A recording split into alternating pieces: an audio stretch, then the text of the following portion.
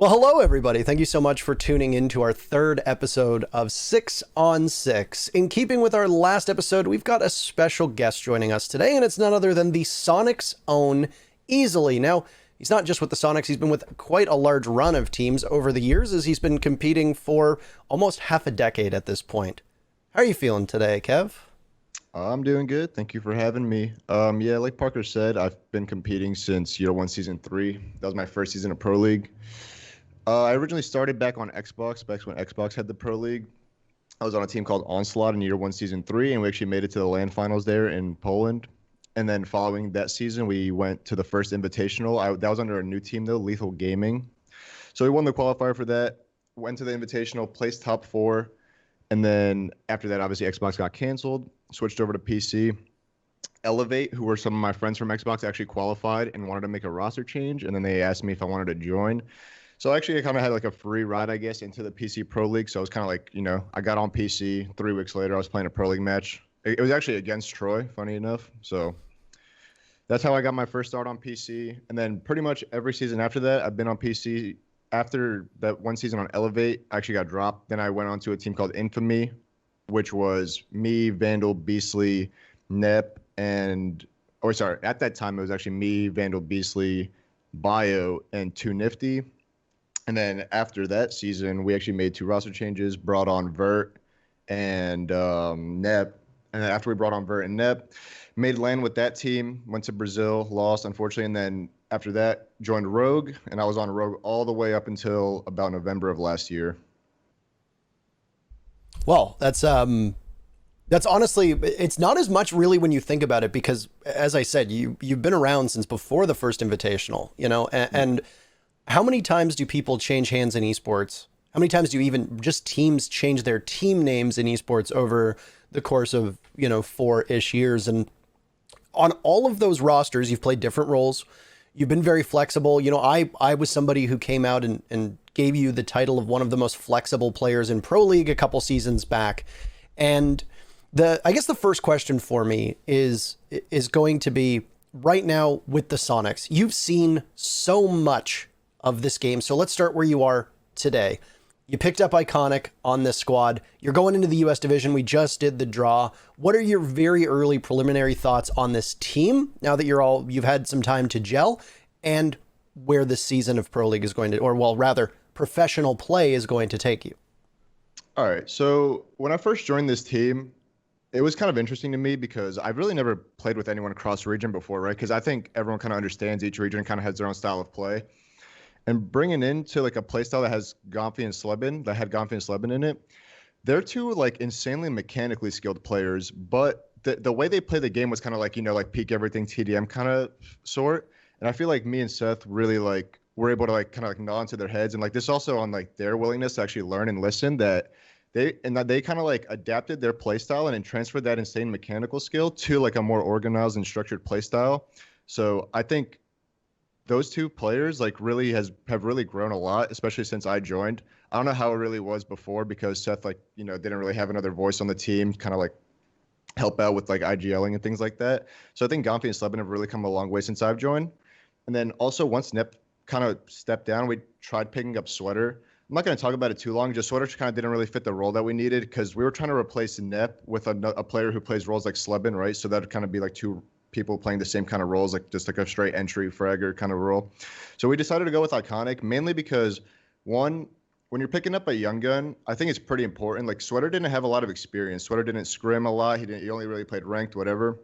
So when he was coming into like playing pro teams, it was kind of like a whole different game to him, right? Like I always say, this comp and Pro League are like 2 different games pretty much, right? So the decision to go with Iconic was mainly just because he's been scrimming like on underage leagues and underage teams for like 2-3 years now. His team scrimmed every day.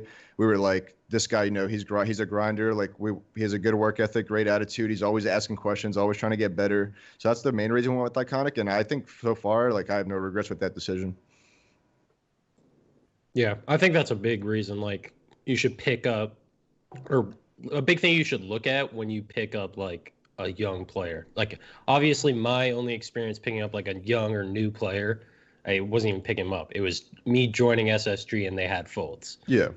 And obviously I think I probably have one of the best experiences with a newer player, but like 100%, and I said this on the last episode and I keep saying it, like that's the reason he's as good as he is because like he grinds all the time, and then also just because how much he wants to learn and like is trying to get better. Because like the one thing I will say about Fultz, right, is like you look at Fultz before SSG, and it's not like he was only playing ranked, right? He was playing CL, he was playing CCS, whatever leagues were out there, he was always playing them, right? Like say when he was on an OC with Merc, like those guys, I'll use Merc as another example. Those guys were playing pretty much every opportunity they had to get competitive experience and just to grow as players. And I feel like that's the main thing that any underager right now like can take from like.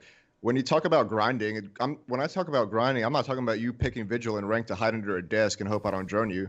I'm talking about you getting on and like scrimming with your team and like learning how to play trades, learning how to play the utility game. Because when it comes to like pro league, you hiding under a desk isn't going to do you any favors. Like a good team's going to drone you. Like everyone jokes about SSG drones. Like those guys know you're under that desk. Like you're a freebie in their eyes. You have to learn how to play the game at a high level if you ever want to make it anywhere. 100%. And I know that's something Fultz can attest to is like, I remember him and I have joked about this, and I mean, I hope he doesn't care that I say this on the podcast, but we've joked about it just like talking on the side. And like when they were first going to try to pick me up, we weren't sure if I'd be able to join the team. And he actually, like, I think at the time, like there was another option that he was favoring more just because he didn't like, he honestly, like, he had played against me and he's like, hey, he's not that good, right? And then I think he played with me after, and then he literally realized, like, there's another side of Siege. I think he already realized that with SSG, and then I brought in all the stuff I had with EG. Yeah. And, like, he literally realized, like, it's a whole new game. Yeah. And I think, and he's constantly said it to me before, that, like, in CL, like, he was just basically playing ranked, and, like, he didn't even know. He thought everyone was playing ranked, and just some teams were better at it. But it's not that simple. Yeah, honestly, like when you get into it, like Siege is one of those. That's what kind of like Siege, to be honest, because I don't think Siege is one of those games where you have to be insanely talented mechanically to be able to get kills. I feel like getting kills with positioning and utility is like very doable in Siege. And like if you look at Pengu, for example, like people always joke about Pengu doesn't have a great headshot percentage, but if you actually look at how Pengu plays, his positioning is phenomenal. Like the amount of gunfights Pengu takes where he's like a 70-30 favorite, it's actually like pretty impressive how he's able to position himself. So like just being a smart player in Siege, I think, at least in comp and maybe not so much in ranked, is just far more advantageable than being just a raw aimer. The one thing I wanted to touch on actually, and this wraps up really, really well. It wasn't necessarily the next topic that was on board, but the title of the episode, One for the Ages, we had a couple other things that we were rolling over possible names, and all of them came from your almost constant state of disbelief at what you see in ranked. And over the last couple weeks, if not the last couple months, if anybody follows you on social media, the one takeaway that they probably will have is just the absurdity of your opponents and even some of your teammates when you try to play ranked. And you've been streaming a lot. Your stream has been growing exponentially. I think you're an excellent streamer, and I think a lot of people ought to watch you more if they don't. But even just a match or two of your stream, you get this peek into this side of Rainbow Six that is just, it's almost nonsensical. So when you specifically call out somebody hiding under a desk as Vigil, what is it that you think forms that disconnect between high-level ranked and Pro League? And do you think that there's any, I guess, downside to the way that people play ranked the way that they do when they're prone in doorways, etc.? Do you think they need to play like they're in Pro League, or do you think this ranked style actually works to their favor? I've kind of touched on this before, like on my actual stream, like when people ask me why do people play like that. And in my opinion, if you look at Siege, right, you can move when you're shooting. Most of the guns have ACOGs, especially on attack. There's no recoil. Every gun is a one shot to the head. So I feel like the gunplay in Siege is very like, you can play like that. And if you have good mechanics, you can get away with it, because mainly in ranked, people aren't going to be ready for it. People aren't droning every single inch of the map in ranked. So in ranked, it works. You get away with it. And that's why I feel like it's kind of easy to get diamond and champ, like level players that don't actually understand like the game from a strategical standpoint. Because if you go to play CES, for example, right?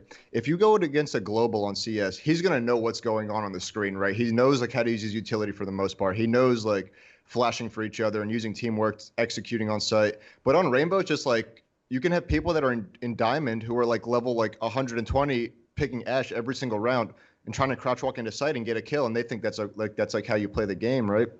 But at the end of the day, like if that same person tries to bring that into like a comp setting, he's gonna get shut down really quick, and he's gonna be like, "Wow, I don't know what's going on," right? Like it's just because they don't understand like in comp when you're playing against 5 people who are running all the info ops, running a bunch of like utility, running a bunch of like stoppage, like trap ops, whatever it may be to prevent you from doing that, you're not gonna have the same success. I mean, to an extent, like it works in ranked, but trying to transfer it over to a competitive setting is just, in my opinion, just never going to really be viable in Siege. Agreed. I think the big thing it comes down to is like they don't know better, and I think yeah, exactly. Like that's just a simple way to put it. They don't know any better, and like they just see it like it's working. They're getting kills, or they're winning in ranked, or like that. Like a lot of those players, they don't scrim against the top teams, but they play against us in ranked, and they're like, oh, like this is working against them right now. Like this is probably pretty good, right? And I mean, I 100% can understand like how you see that, but you have like the way I started to understand the game is just realizing what provides consistency. And like the structure and strategy is what provides the consistency, because the thing is if you're playing that way, you don't need to be hitting your shots. And that's why like those same players that like don't understand the consistency, like those are the same guys that like watch players like Bosco and they're like how does he do good every map? And it's because of how he plays. Like I promise you, Bosco's probably like one of the best players to watch in terms of like sound decision making. Like him and Pengu, I think, are like 2 of the most consistent players, just because like they make the right decision like all the time. Yeah, sorry, go ahead. Like I'm a pro player, but I make stupid mistakes all the fucking time. I mean, everyone does, but like if you want to watch a player like and you just want to know like what to do in like specific situations, like if you want to model your play style after a player, like I suggest you look at players like Pengu and Bosco. Like those guys just they just do it right. Like you never watch those two and you're like, what the fuck is this guy doing? Like and then like he like you realize after, oh, like I thought so and so, but like it's just always like the right spot, looking at the right thing. Like it's very rarely they're caught off guard. Obviously happens sometimes, that's how the game goes, but like that's how the consistency happens. It's like when you make those sound decisions over and over again, and then you don't have to always be hitting your shots. Yeah, like the main thing is, right, like if you ever scrim against Bosco, you'll never be like you said, you'll never be like, dude, what is this guy doing? Like this guy's a dumbass or whatever. Like, you know what I mean? Like you'll be like, oh, I mean, I expected him to be there, but like, you know what I mean? Like he just won the gunfight because he put himself in a better spot than me. But like in ranked, when you're not droning, you're not using info, and you're just walking into a room without droning, what if you check the wrong corner? Sometimes you check the wrong corner when you're face checking. Oh, I got shot in the back. Oh, I just got unlucky. Like, you can't play it off as that, right? Like, there's stuff you could have done differently. But, like, the thing is, like, half the time, maybe it works where they get that kill, and they're hitting their shots that day. Maybe they're hitting, like, crazy flicks, and they just think this is the way to play the game, so... Is there a way to fix that? Is it worth fixing? Because this is a debate that tends to occur, and it's something that I've talked about at length, and frankly, I don't really have an answer to the question. When you watch, you know, the highest level of Rocket League, of Overwatch, of Counter-Strike, of even League, you know, when I tune into streamers playing at the highest level, obviously the game doesn't look like the pro play, but it is similar enough that it makes sense, and you can see things that are almost taken right out of their pro level of play and utilized in ranked. Like you said, you know, if you're playing somebody who's global elite, you know, in CSGO, they have a pretty deep understanding of the game for the most part. Their mechanics are sound, but their games, you know, their game sense is great. But one thing that I've noticed with Rainbow Six is that the game sense from a lot of these, you know, diamond champion level players is quite poor. You know, like you said, they'll pick Ashe, they'll crouch walk into site. They don't play for trades. They don't play for picks. They don't play utility. Is this something that needs to be fixed? And if so, in your opinion, how do you fix it? What are the options at our disposal to make the highest level in game of Rainbow Six look similar to what we see at the highest level of pro play? Honestly, like I personally don't really have like a great idea of how to do it. I'm not a developer. But like I said, like the gunplay, I feel like in Rainbow, the mechanics, like I feel like that's why like a lot of people from Xbox were able to switch to PC so fast. Is just because like Rainbow's like mechanics are just very like easy to pick up. You know what I mean? The movement's very fluent. The guns are really easy to use. There's like I said, one shot headshot and everything.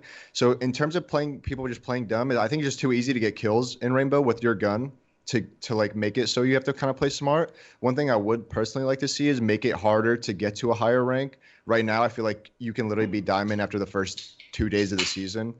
And if CS were to do a rank reset, I don't think anyone would be able to get to global elite, you know, after 2 days, right? Like you're talking about like a lot of matches to get there. Goki's already diamond, and Yeah. it's been a day. That's what I mean. Like, It's been one day, and he's already, you know, the quote unquote highest ranked, like yeah, in the game. I just, and obviously, like, I guess people can make the example because of his previous seasons MMR or whatever. But I just think, like, one, you get, like, at the start of the season, you get way too much elo, which is way too high, easy to rank up. And then I just feel like it's just so hard to find a system in a matchmaking setting unless it's like a 5v5 queue that would encourage competitive play. So I feel like, because if you have one team that's like, say me, Troy, and 3 other pros were to make a stack, and we're going to be going in there going super hard, running full strats, and we come up against 5 solo queue players, those 5 solo queue players won't even stand a chance unless they're playing like idiots. You know what I mean? Like running out spawn peeking, trying to get a kill or two before we even enter the building. I always say this when I'm playing ranked. If we get in the building, we win by default, right? So like that's just kind of how it is. And unfortunately, like there's really no consistent way to change that right now, in my opinion. I guess maybe like a 5v5 queue would be like my only thing, but then the queue times already a diamond champion are bad enough. Yeah, I mean, I think it's kind of stuck the way it is in ranked, because the reason why like the aggressive and like stupid play style is so successful, like I mean it even works in pro play against some teams, right? But again, that's why it's inconsistent, right? Because it doesn't always work. It works against some teams, or it works if a team like isn't playing well at the time or isn't communicating well at the time, and that's when it works. And then that's amplified in ranked because you're not playing with an actual team, so your communication is worse. You don't know what each other are doing all the time, so that kind of play style becomes more successful, and they see more consistency with it in ranked because of it. But the only way that people are going to stop doing it is if they realize that it's bad. Like it's literally making bad habits. Like it's going to be worse for them in competitive if they play like that in ranked, because they're going to make these bad habits. But the thing is, like me saying this, like a lot of people will hear me saying this and they're like, he's just mad he's getting smoked in ranked. Not the case. I'm literally, it's like you have to learn it yourself. You have to realize this is fucking inconsistent. Like I've done the same thing. I used to play almost like that in competitive, where like our team would play structure, but like I would still kind of play like a fucking idiot. I'm not gonna lie. Like I would make stupid aggressive plays. I still do, but not to the same degree.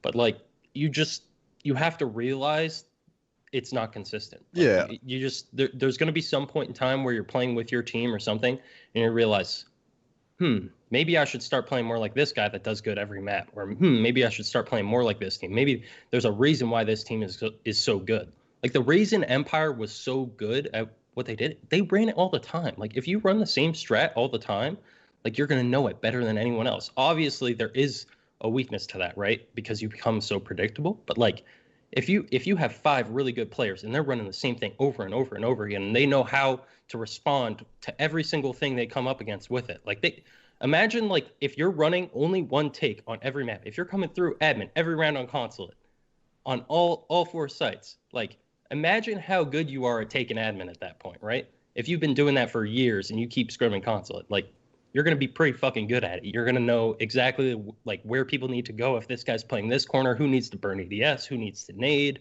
all of it. But like it's you don't get that the same way playing like that ranked play style. Like you don't build that consistency because it's too much pressure on yourself. And yeah, like I definitely think. Oh, sorry. Were you done? Okay, so like my thing too is like if you're doing like that crazy ranked aggressive playstyle, like Troy said, like some people do it in comp and it works, but it's about finding a balance, right? If you're doing a dumb play every single round to try to go 1 for 1, What about the times where you don't get your one, right? And you're just dying for free? You're just putting your team at a disadvantage for no reason. So you could jump out of a window and get a one kill and then probably get traded half the time, but that's just not consistent. Like it's just learning about like balancing yourself and like playing smarter and then giving yourself an opportunity to open up for like that more aggressive play. And when you do make that aggressive play, people are not going to expect that from you. And then you can maybe get away with like maybe like 3 or 4 kills when you make that one like and so once in a while like crazy play because they're not expecting it, kind of thing. And another thing is, it's also on the teammates of players that play like that to call them out. Because the thing is the guy that plays like that at a low level, he's probably the top fragger of the team. And the problem is that the other people on the team, like the support players on the team, aren't going to call him out because they're going to be like, this guy's our fucking best player. Like we can't fucking speak up and tell him to stop playing like this. But the thing is at the highest level, you start getting those 1-for-1s less, right? Mm-hmm. You start getting those picks less. All of a sudden, you're playing half your rounds 4v5. Dude, those are the worst rounds in scrims. I know, like you can say the same thing, Ken. When someone just dies off the rip, no chance to refrag, the worst fucking rounds. Yeah. Like it sucks. You don't learn anything. Yeah, because like exactly. every strat is with 5 people. So like if you don't even have the opportunity to trade out and you're just playing the whole round 5v5, they can run their full strat and you can't. Mm-hmm. Like you're just screwed. Like you're in such a shitty situation. Mm-hmm. Do you guys think that instituting something like a solo queue and a team queue stack would be better? Because I know, Kev, you already talked about how when you get to Diamond Champion level ELO, especially at different times of day, it's already sparse when it comes to finding matches and finding proper teammates, right? Do you think that instituting something like the specific solo queue stack or a specific team stack where you know going in your level of opponents and the coordination of your opponents Mm-hmm. is fairer? Do you think that would be something that could help kind of close this gap between the unpredictable playstyles that you see of ranked players who insta-lock fragging operators and run in and cost early? I definitely think it could help, but I just, like I said earlier, like you just said it again, like the queue times are already pretty bad, at least at a higher elo. I mean, if maybe for like anywhere between like, like the lower ranks up to like plat 3, maybe like there's a decent amount of them, like it could be okay in terms of like people are, like you said, people know what they're going to be getting into. But my thing is like, even once you get to that higher level and you're playing those 5v5 queues, there's still nothing stopping the 5 solo queue players who just grouped up and are just like, oh, you know what? We couldn't find a game on solo queue. Let's just all queue together against like a 5 stack. And then like it's the same situation you have now, kind of, you know what I mean? I just feel like right now it's just kind of hard to fix the issue with the ranked. And like Troy said, I just feel like unfortunately it's kind of stuck the way it is. And there's really not much fixing it unless people themselves take that initiative to get better, and like the people on their teams take that initiative to tell them, like, you can ask any fragger who's ever played on my team, like Vert, Slebin, whoever, like if you make a dumbass play, I'll call you out on it. Even if you get a kill, I'll be like, I mean, that probably wasn't the smartest play, like, and I'll give you an alternative what to do better. Like I'm never gonna try to tell you like how to play. I'm just gonna try to tell you how to play your spot better. Like you can even ask Iconic or Sweater or whatever. I'm always going to try to make you the best player you can be and the most consistent player you can be. And jumping out of windows is not going to get you that. Spawn killing every round is not going to get you that. The one thing that I always see, and there's always pushback, and I know that when this goes up on YouTube tomorrow, there's going to be pushback here on this specific thing, is there will be casual players who will come into the comments and say, I don't want to play like a pro. I want to play what's fun for me. I want to play how I want to play. Stop trying to balance or dictate the game, around the way that I play. And for both of you, I guess, because like I think this will probably be like the last bit on this topic before we move on, because I think it's kind of run its course and we're all just agreeing with each other. For both of you, what would you say to the person that will inevitably be in the comments either right now on Twitch or responding on YouTube that's going to say, I don't want to play like that. I want to go for flashy plays. You can't tell me what to do. Let me play the game how I want to play. What would you say to them if you had the opportunity? Because right now you do, to specifically address them. Troy, do you want to go first or should I? Yeah, I'll go. I mean, to be honest, I mean, I wouldn't have anything to say because, like, at the end of the day, people do want to play the game different ways. Like, people do want to play it for clips or like content, or like people want to experiment with new things. People want to play fast. Like, people are going to want to play the game in different ways. I only want to play the game competitively. Like I don't enjoy the game playing casually and ranked, because like if I play casually and ranked, I actually like playing like not giving a shit and just running around and playing like those guys. Like I don't want to play ranked in IGL. Like no. I don't want to do it because like I IGL all the time for years. Like I just don't want to do it. And so I can completely understand it. And the thing is I'm not nearly mechanically skilled enough to be running around like a maniac and ranked. I'm not. I don't get away with it. Like maybe I'll have a good map here and there, but most of the time, no. But like to people that like say like, yeah, you're not gonna be able to tell me how to play. I know that, and that's part of the reason like why I don't think we can necessarily solve this issue. If it's worth solving, if it's an issue that needs to be solved, yeah. Yeah, I don't know if we really can. I just people have to learn on their own, and I mean if they don't want to change, they don't want to change. Like that's being human. I don't know. Like that. Yeah. That's just how it is. Yeah, I mean I agree with Troy. Like there's really not much like else that goes into it at the end of the day. Like it's not like Ubisoft can like literally write on the screen like stop playing like a dumbass. Like that's not gonna happen. Like it has to be like people taking their own initiative. And then my thing is as well as like at least for me like my reason like I'm playing ranked to get better. Like I'm playing for the most part how I would play in comp. Obviously like Troy said, like sometimes you're just gonna want to run around, be crazy, peak stuff, whatever. Like obviously it happens, right? But like for the most part I'm playing to get better and playing to win. So when you're in and at least for me, like the reason I don't like, pick the chonk every round and then just try to spawn peek is because I just like winning. You know what I mean? You're not going to win consistently doing that.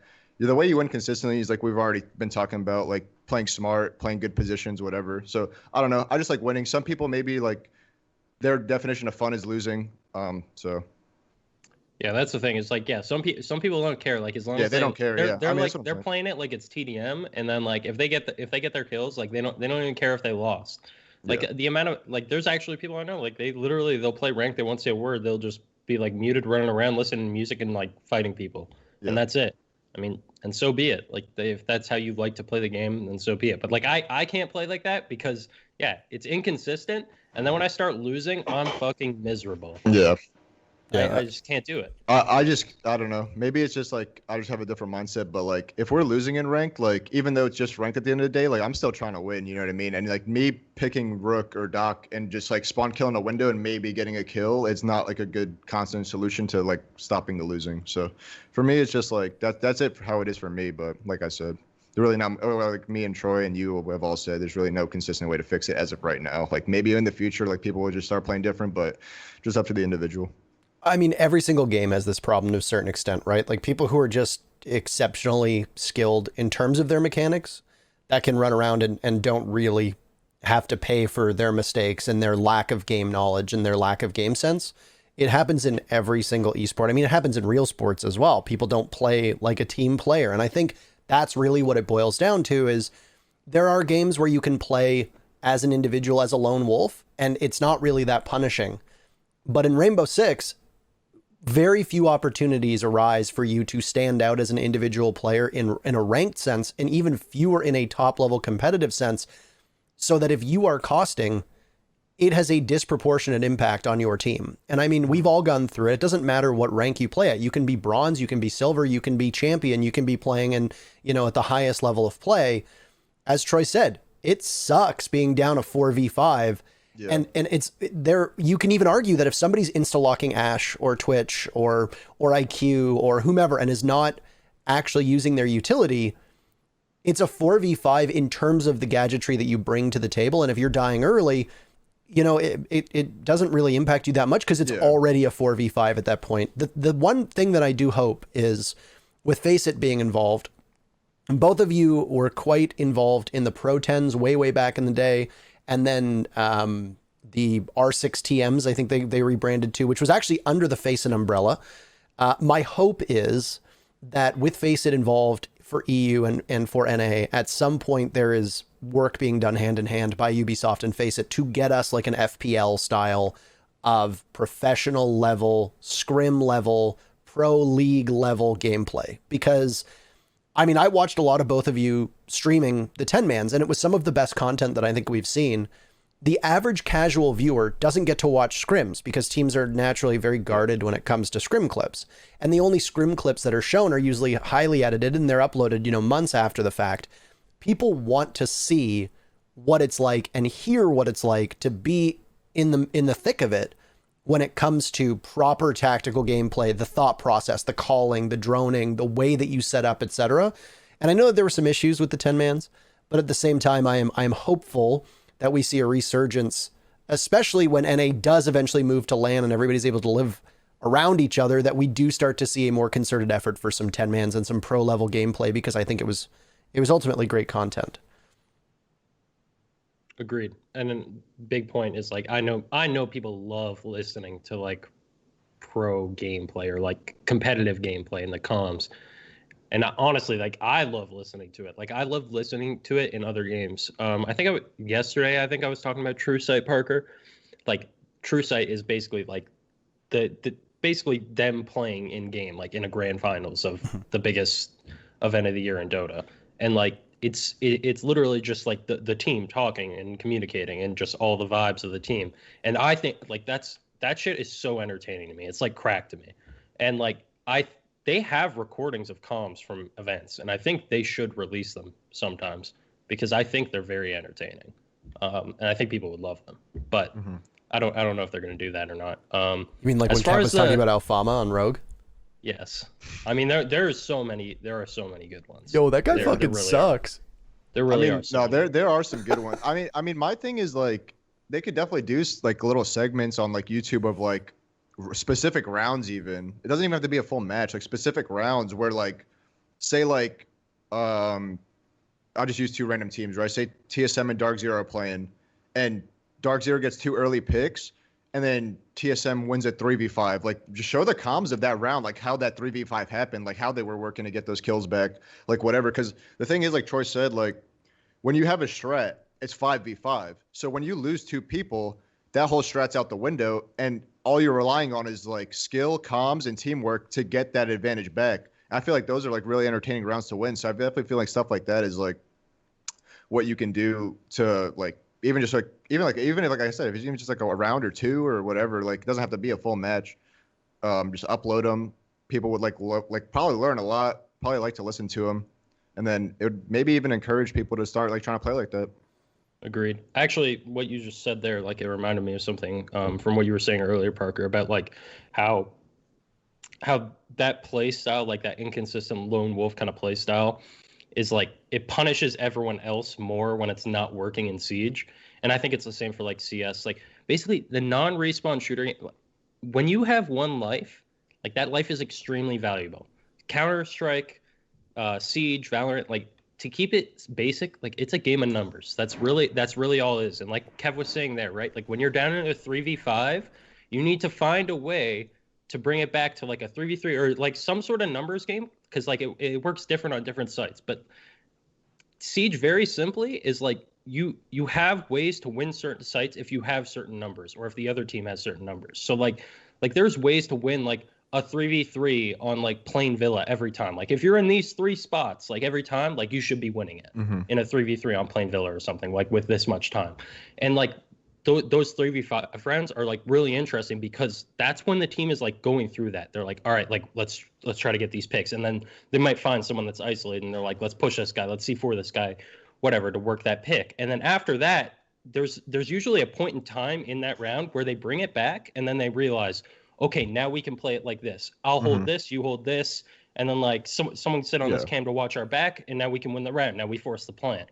And it's very interesting to see that because a lot of people don't understand that part of the game, right? People like the amount of, there's even pro players that say this to me, like the amount of pro players that are just like, bro, if you just kill them, like you win the round, that's it. Like it's not that simple. Like you have to think about like when you no longer need to kill them, like when you can just sit there and like they have to come kill you, right, or they have to plant, and then now you can kill them. Because now, again, goes back to the numbers. When they're planning, all of a sudden they're down a man, right? So that's the biggest advantage of defense, right? Like you're in a 3v3, all of a sudden you can say force the plant. Now they're in a 2v3 when they're planning, and now all of a sudden the round's like basically in your hands. Yep. And it's like interesting. I think those rounds are particularly interesting, right? Because like we said, strats are 5v5, and as an attacker, if you have 5 players alive, your ultimate goal is to plant the bomb, right? That's your objective, plant the bomb. When you're 5v5, that's doable, but when you're 3v5, that's absolutely not doable. So your whole strat goes from trying to plant the bomb to trying to get kills back to even your man count, right? So like your whole dynamic of how your team is playing changes depending on your man count. So when you're going 2-man down and you're trying to get your kills back, once you get those kills, and like Troy said, when you get to a 3v3 and you're trying to plant, then it's a whole different dynamic than it would be in a 5v5 trying to plant, because you don't have as much coverage, you don't have as much gun power, you might not have the utility you need to plant. So it's just interesting to see, for me at least, how those teams are going through like certain situations, because trying to get bomb down when you're 3v3 and you have a Capitao up is different than if your Capitao got first blooded, right? Like it just depends what you have. It depends how smart your team is, what utility you have available to you, what your drone economy is looking like. Like all that stuff is just such a big factor into how Siege plays. But I feel like a lot of the casual community doesn't understand like the thought process that goes into those kind of rounds. I mean, Yeah, I mean, sorry, I was just going to say, even Fabian talked about this last week, where he said, you know, he was actually kind of surprised at how few teams actually have a very strong understanding of the game. And it was something, Troy, that you and Fabian agreed on, was even still to this day, 5 years into this game's lifespan, there are still coaches on top level teams who have no fucking idea what to do and aren't doing anything to really help the team. So it's like, how much longer are we going to continue to see pro level teams fail to understand the way that, you know, rounds play out, the way that strats break down, etc., and then expect ranked players to try and understand it? Well, we're not even at a level where, you know, the top 4 in every single region has a coach who's really proving their worth. Sorry, I didn't mean to interrupt you, Troy.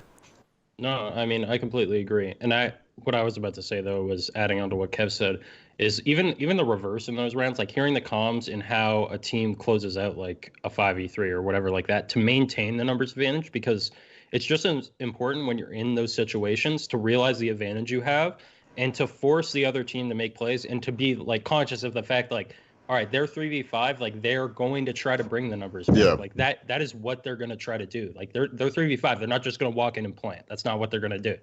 And like you need to be conscious of that. And all of a sudden when like you hear, when you like you start watching like the cams in the back, because someone's going to try to lurk and like probably try to get a flank off or something, right? Like they're not going to play like the standard like top down and like smoke execute onto the site. They're not going to do that. They're going to try to lurk and like get a hero play, right? Yeah. And you have to be aware of that, and you have to like kind of check all the boxes, make sure there's no room for them to make that hero play. Like I always tell like the young players on my team, like I slub in iconic, right? Like just because you get a kill, that does not give you the license to go and die, right? Like you're not supposed to give that kill right back.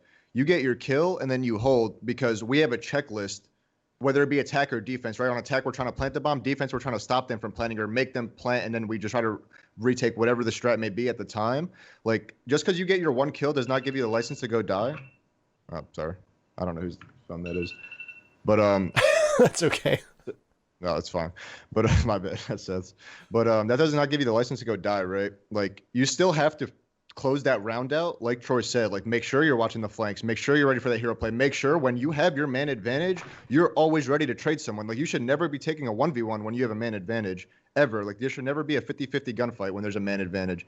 And if there is a 50-50 gunfight, as soon as that guy dies, he better be dead right away, right? The guy who killed him. So it's just about positioning, teamwork, comms, and actually like just the calling that goes into closing the rounds. Now, this is like you. Sorry, you can. I'll give you last word. I'll give you last word. And like you said with the whole trading thing, I think it's also important to realize like this is where like the individual play comes in. It's like sometimes in those rounds when you're 5v3, like this even happened to us at Invitational before. Although like I made a mistake, but on SSG, I'm talking about, not on EG. We literally threw plenty of rounds when I was on EG, but on SSG we're a lot more disciplined, where it doesn't happen as much, and we're better in like those number scenarios where we're ahead. But like sometimes someone's going to make a hero play, and sometimes they're going to hit your shots and you're not, right? Sometimes it's just going to be like, hey, it was his round, right? Like that does happen. You have to be aware of that. And that's kind of the beauty of Siege, because there are those highlight reel plays and there are those players that can make those highlight reel plays. And that is where like that inconsistent rank style can come in. But you have to realize like when it's even, you don't need that, right? If you play the game right and it's 5v5, like you don't need to be hitting your shots. When you're 3v5, okay, maybe you need to start hitting some shots. Maybe you need to start making some plays. But yeah. Anyways, Okay. go ahead, Parker. Sorry. So this is no, that's okay. This is the perfect time actually to move on to our next topic, which is it's a bunch of little topics that we'll all just put together, but it's going to focus on the new rosters, predominantly U.S. division, because that's obviously where all three of us are going to be now that the talent announcement is out. I can talk about the fact that I'll be involved, but let's focus specifically because I know all of you have had, or both of you have had this exact experience.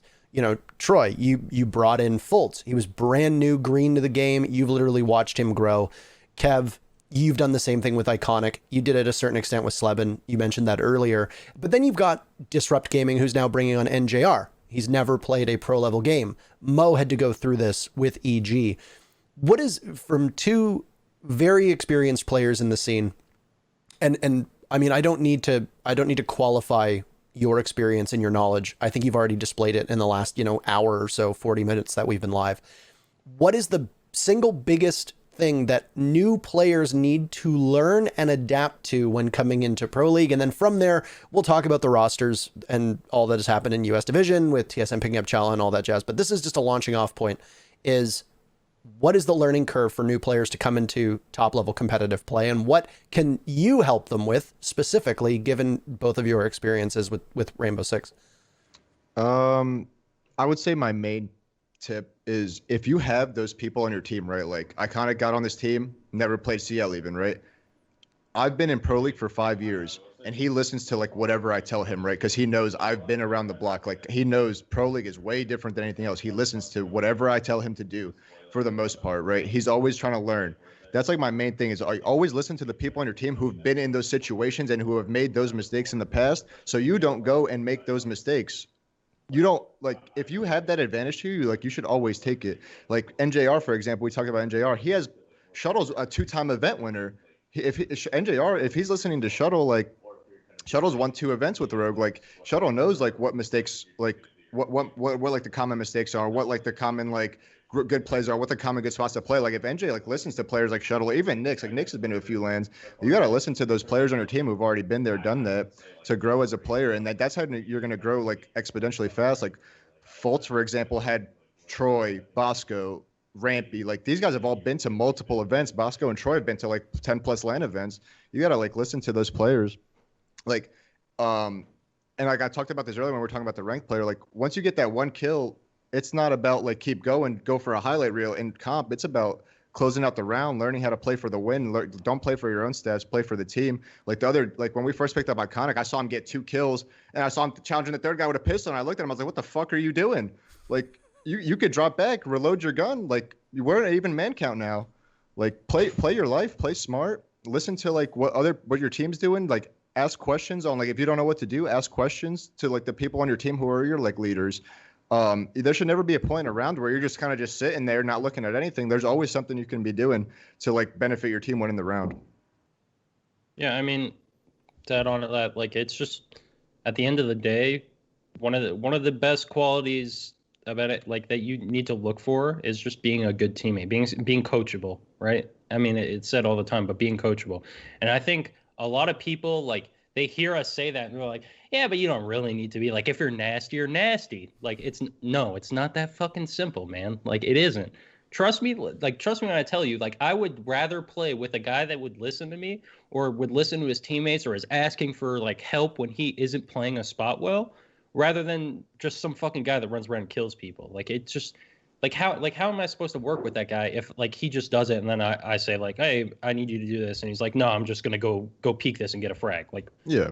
Like, how the fuck am I supposed to work with that guy? Yeah.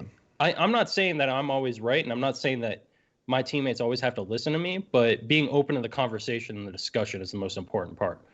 And I think that's a common misconception is, like, a lot of people, like, when I talk about, like, how I see the game, or, like, when I talk about leadership and stuff like that, like, I feel like people are under the impression, like, I'm just, like, fucking telling everyone what to do, and, like, I'm just, like, a fucking, like, a dictator or some shit. Like, that's not the case. I'm wrong all the fucking time. but it's just important to have the conversation. And obviously, when you have more players with experience around you, like the conversation gets better and better. But the most important thing is just having the discussion. So like, I mean, what's so great about our team is that everyone's involved in that discussion. Like whenever there's an idea for a strat, or whenever like someone doesn't like how we're playing a strat, it is vocalized, and everyone makes suggestions with how we should change it or how we should play different.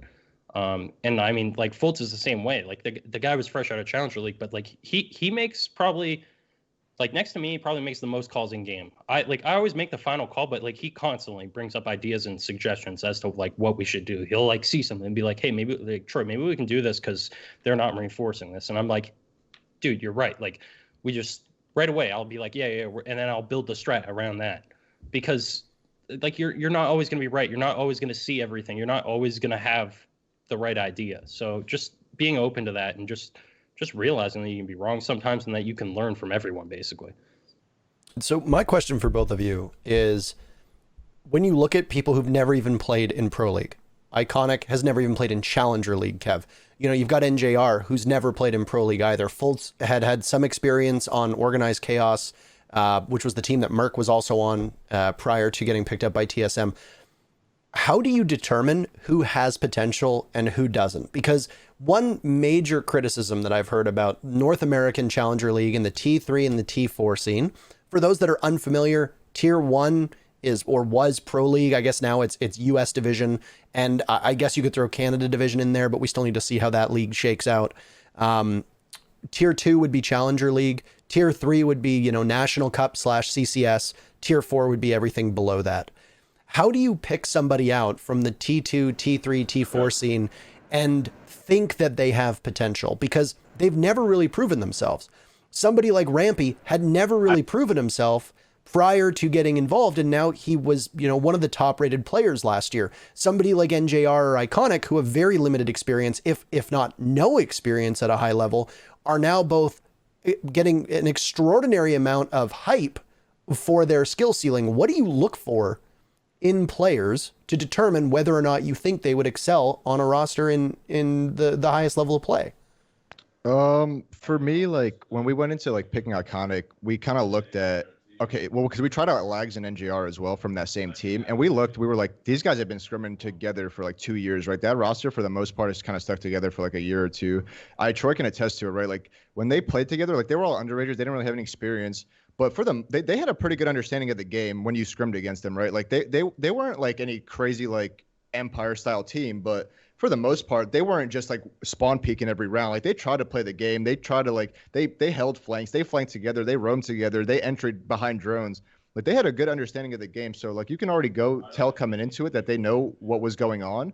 And like on top of that, like those players were, for what I understand, talking to them and trying to learn out, they're all willing to learn. Like even when we decided not to pick up NJR, he DM'd me after asking like, do you have any advice for me like going forward? And to me, that's just like something that's like really like just shows me like he's gonna be like a great player in this league. Like if he's already like, even though he didn't get picked up, he didn't say, you know what, like fuck the Soniqs, they didn't pick me up, like fuck those guys. He said, he DM'd me, he was like, yo, thank you for the opportunity to try out. Do you have any tips for me? I would love to like learn. And I was like, wow, like this guy's going to be like really good one day. Like the reason we went with Iconic was because he was a better fit for Nep's role, right? And so automatically when he comes in, he would be like, yo, how did Nep play this? Did he have good ideas playing this spot? Oh, and we were like, maybe he didn't play this spot well. We were like, you know, try to play it how you like it. And he started playing it how he liked it. And if it worked, we were like, great, keep doing that. And he was like, if he was playing it wrong, he'd be like, how can I play it different? He'd always watch the VOD back after the scrim and be like, all right, I'm not playing this spot well. Do you guys know of any Pro League players who play this spot that I can go back and look at how they play successfully? But I'll use this for an example, right? If you play Cafe and you're on the new balk as an attacker attacking third floor, and like that's your spot, right? Like you're on the wing and you're like overlooking the whole site. Troy, you know what I'm talking about, right? Like you're just kind of like overwatching the whole site. If you don't know how to play that spot, as like a lot of people put a Zofia or an IQ there, you should be going to TSM VODs and looking how Bolo plays that spot. Like my team, we call Bolo the king of the wing because you can never kill Bolo on the wing. You need to learn how Bolo plays that spot because Bolo is phenomenal at playing that spot. It's very hard to kill him off of it. He's always taking advantage gunfights against you. And it's just like, if you're trying to play that spot, like look at how Bolo plays it. Or if you're trying to play like close towel on coastline. Look at how Pengu plays it. Pengu's like phenomenal at playing that spot. Like learn what they do, and if and even because they even make mistakes too, right? Like no one's perfect. Look at what mistakes they're making and try to understand why they're making those mistakes and implement all that into your game and form your own play style of just consistency. Yeah, I mean, completely agreed. Just looking at other people learning like that. That's really all it comes down to, is like trying to learn and improving. Talent only will get you so far, because at the end of the day, like if you're not learning from your mistakes, you're not going to become more consistent. You're not going to catch up to where other players are now. Like that's the only reason why, like the only reason I'm still around is just because I've played for as long as I've played and because I've learned so much. It's not because I naturally like had a crazy understanding of the game, because like my understanding was like just as good as anyone else's at the start of the game. Like it's just that I played a ton. Obviously I don't play as much anymore, but like I watch the game a ton. I play the game a ton. Like I try to understand like all the spots on the map. I know now it's gotten to the point, yeah, where like I watch the game a lot more. I don't play it as much just because I don't find I get as much out of ranked anymore. So I scrim and I watch the game a ton. And just think about it in that sense. But like you just, yeah, like watching other players, figuring out how they play a spot, asking it, like if you know you're bad at playing a spot, just being like, I'm not playing this spot well. Like I keep dying here. Like and literally just asking your teammate, like, how do you think I could play this different? Like I'm telling you, the amount of times like Fultz has asked me that, it's like, it's literally, it's so impressive that you just like, I don't have to say anything. He just goes, Troy, like, do you think this would be the right way to play it? And he just says that, and I'm like, I think you should play it like this way probably, and then like fall back if they clear this or whatever. Or if they have this map control, then you got to leave. And just like kind of the cues of like when you need to fall back, when you can fight, all that kind of stuff. But yeah, just being hungry to learn, being a good teammate. Like that's really all it is. Buying into the team. I know that like this is a big like quote I preach on, but like I think it was just something about like basically like the best kind of teammate is someone that makes like everyone around them better. It's not necessarily the best player, but they make everyone around them better, like being contagious. And when you're like that, everyone wants to learn, right? Like when you're making everyone better and teaching everyone, and then you're asking and you're trying to improve, like everyone does it. Everyone picks up on it. It's just contagious. That's how it works. And I mean, it goes the same way, though, when your best player isn't that way. Like, when your best player just does whatever the fuck he wants, everyone looks at him like, well, he's nasty and he just does whatever the fuck he wants. Like, maybe I should do that too, right? Like, you need to set the standard. And I think a way that we have it on our team is just because, I mean, obviously, Lycan built our team, right?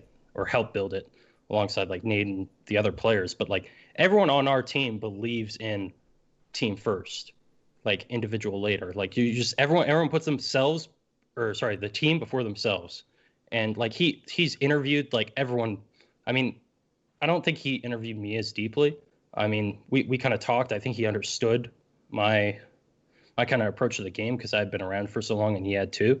But like everyone he picked up, like he interviewed them and like talked to them extensively to figure out like their understanding of the game, how they approach the team, like how they would approach situations, and like just kind of judging them as a person to see how much they want to learn. And I think that's just the easiest way to tell, because like you can't really tell in game like this guy's a ton of potential. Like I can 100% tell you that from playing Challenger League teams, like I didn't know much about Merc or Fultz. I 100% thought like Merc was way better. I'm not gonna lie, I thought Merc was way better just from playing against them. I was like, this guy's gonna be nasty. I didn't know Fultz was going to be nasty. I thought he was pretty good, but I didn't think he was going to be as good as he is. But like, I mean, genuinely, one of like the best teammates I've ever had. So, yeah. So let's now move towards because there does seem to be a consensus here. General wrap up for anybody that's just tuning in seems to be, it's as you just said, it's hard to gauge consensus. It's hard to gauge potential, but the big thing is hunger and drive, and not having an ego, which is, I know that having an ego is quite a problem for a lot of the amateur level NA players. And I know that both of you would probably agree with that. But the willingness to learn is huge. And I mean, sometimes you take a chance on young gunners and sometimes it doesn't work out. You know, Fultz and Merck both came from OC. There was a period of time where OC was widely considered to be, you know, the best, if not second best team in what was it, NA Challenger League, the same season that Elephant Gang was in there, which was the precursor to the Soniqs. And OC had a stranglehold on first in NA Challenger League. Merck and Fultz were, you know, seen as two of the most solid players. They had tons of potential. Fultz and Merck both disappeared in the second half of that season Challenger League, and then OC fell and then ultimately didn't even make it out of the Challenger League playoffs to then play in relegations. And I think it kind of hurt both of their stocks. And then they get picked up by these two teams and they flourish. So let's now look at the players who have been picked up. And let's actually start with TSM. We'll go back to the young gunners like Iconic and NJR that we've talked about. But first things first, let's talk about the team that finished second in NA. They picked up Chala. Now, does it surprise either of you that they were looking to make a roster move after how rock steady that team looked with Pojo Man on support? Do you think Chala is the right play for that spot? And do you think Pojo going back to coach is ultimately a wise decision for TSM to make? Or you want to go first, Troy? Sure. So my thoughts on it kind of this again, I'm outside looking in here, but I get the feeling that they're kind of chasing a honeymoon phase thing on that team. Cause I think Chala is a good player. I think Chala is a really good support player, but I don't think replacing Pojo with him, I guess, like solved any issues for them necessarily. Like I think they improved some areas and probably got weaker in some areas. But I think like overall the net gain or like net loss, like it's probably not much. Obviously, it's always easier to tell or like easy to say that like from outside looking in, like we don't know what's going on. So maybe they're fucking way nastier than they were before. But I don't see like drastic improvement happening from that change. I will say Pojo becoming the coach, like that can always be helpful, but I mean, I'm sure they probably could have found a good coach regardless.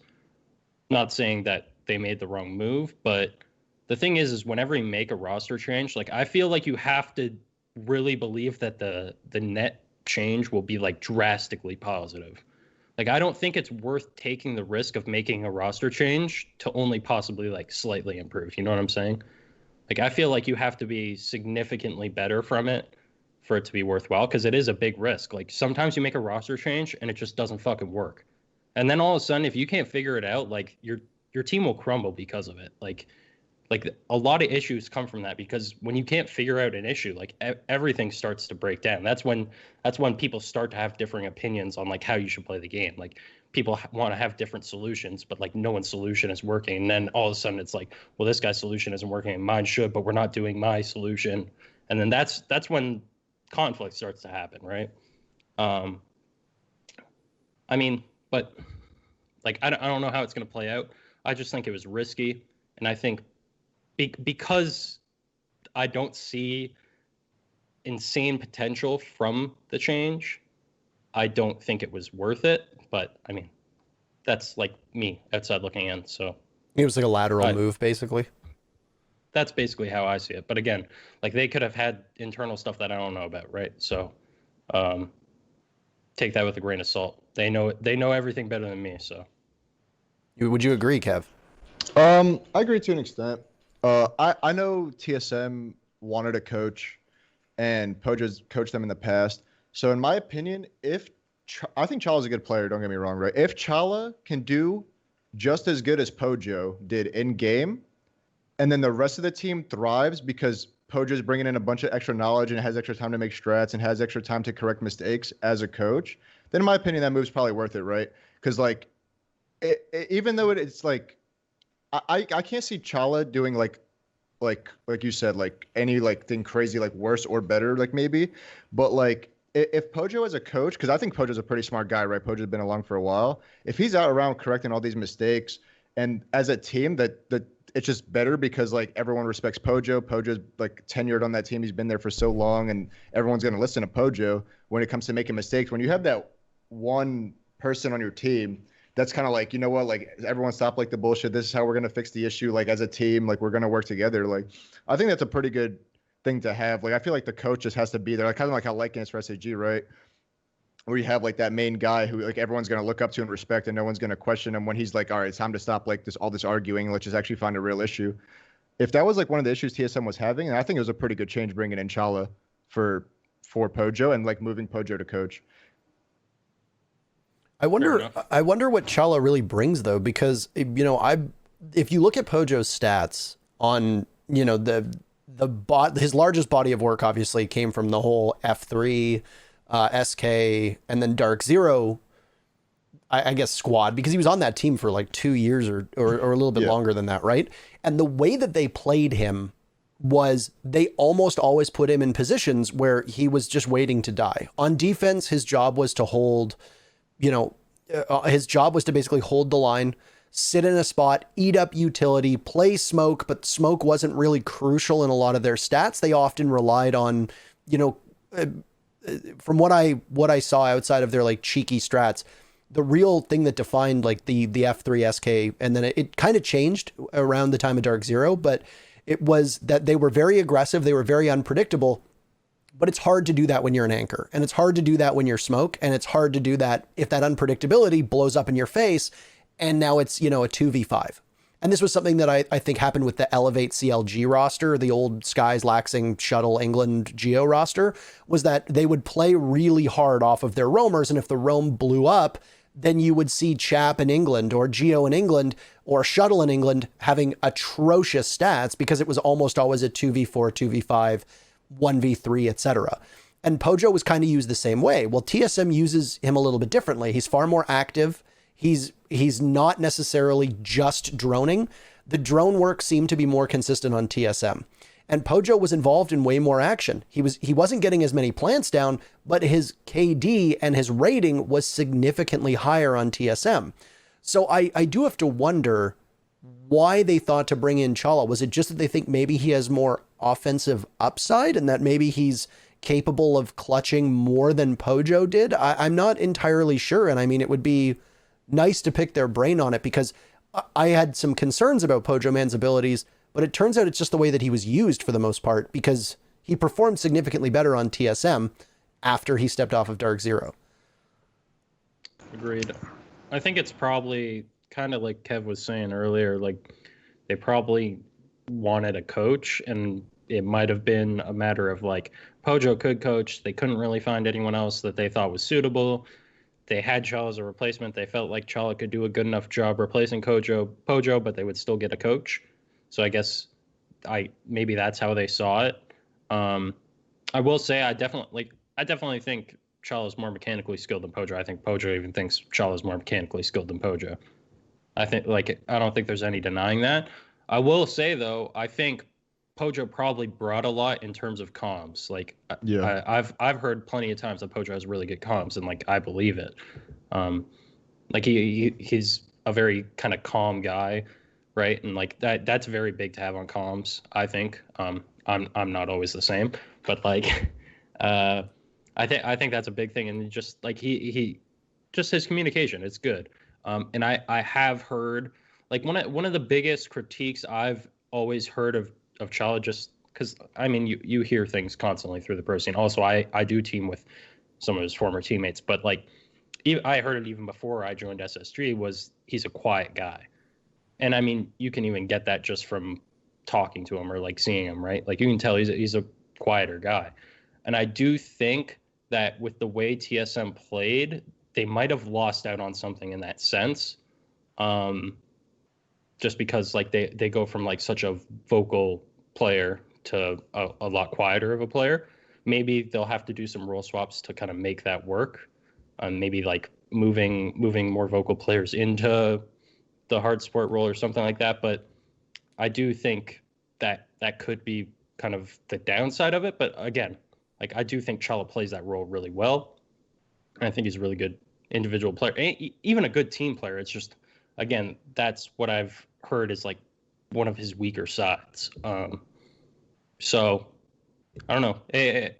I don't see a ton of potential with it, but like, I mean, they obviously thought it was a risk worth taking. I mean, I can respect that. Like, they didn't need a new coach, so yeah. I don't know.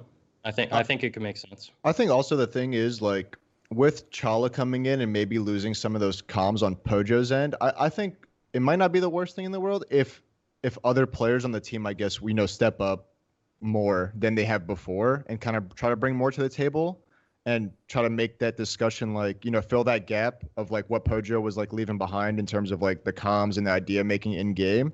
If other players can jump in and fill that, and then they just wanted Chala simply because he was a little bit better mechanically, like whatever it may be, like then I think the change, like if they thought that was a risk worth taking, then they obviously thought about it. It's not like they just like woke up one morning and you were like, oh, you know what, Wednesday, let's just drop Pojo and put him to coach. You know what I mean? It's not like there's obviously some more that went into that than just that.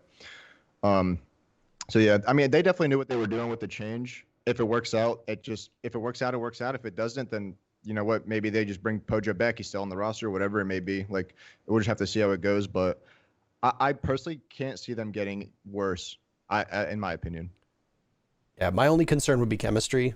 Sometimes you swap out one piece, you think it's an upgrade, and it's not. It happens.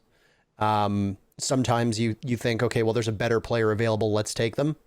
And that player might be better on their own, but when they come into the team structure, they don't actually excel. Yeah. A good example of this was Vitality. Last season, Vitality picked up Goga and Hungry to add to the team. On paper, I thought those were two excellent additions in Europe, and I thought that it certainly would have pushed their skill ceiling higher. I think it would have made them better, and maybe in the long run it would have. Obviously, since then they've made two changes. They picked up Rise and Fabian, and now, Bibu is the lone man standing from 2 seasons ago. But at the same time, they didn't seem to gel. The team did not play well coordinated at all. They looked sloppy. They looked like one of the worst teams in EU for 3 months. And it shouldn't have been that case because I would say they indisputably upgraded in both of those positions. And sometimes it just doesn't work, right? And they've always got Pojo on standby. They've got him coaching, no slight to Bagel.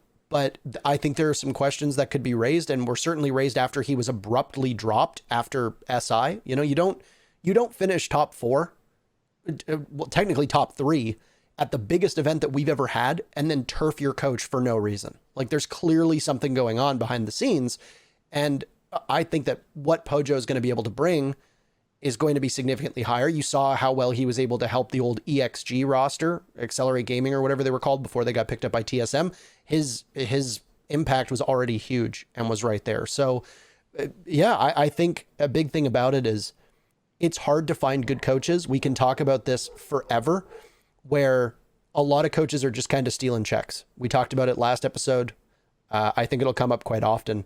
And the job of coaching is going to get a lot more thorough and a lot harder once we get a replay system in the game and they can actually be a little bit more, I guess, good at their jobs, I guess you could say, and have more resources at their disposal. The next question that I wanted to ask, though, outside of TSM, is let's take a look specifically at this Disrupt roster, because it's not just a new pickup on NJR, it's a new roster entirely. And we haven't really delved into this. Both of you have scrimmed against them, presumably. And to me, they are the single greatest question mark heading into the US division. So the questions that I want to bring up regarding that, and I mean, either of you can answer first, is number one, what's the upside of this team? What do you think their ceiling is? And how do you think ultimately they're going to do? And let's also look at the groups that we have, because now we know the 2 US division draws. There are groups, and both of you are in separate groups, if I remember correctly, if my memory is serving correctly. Troy, you're in Group A, Kev, you're in Group B.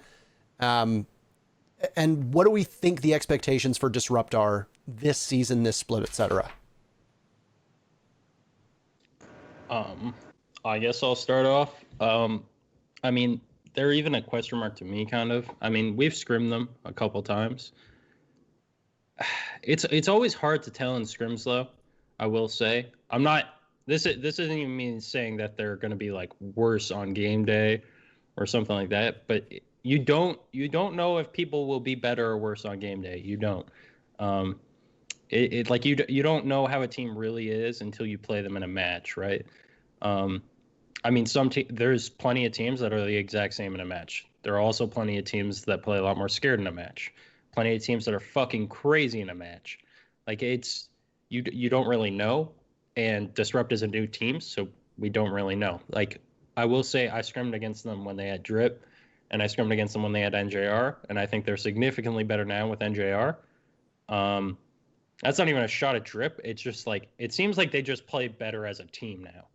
Like, it's not like NJR joined the team and like NJR is going fucking nuclear now and like the rest of the guys are getting carried, but just they seem to be playing better as a team. Like, I think, yeah, I don't know. I don't know how it happened. I don't know if it's something NJR brought. I don't know if it was a realization the team made.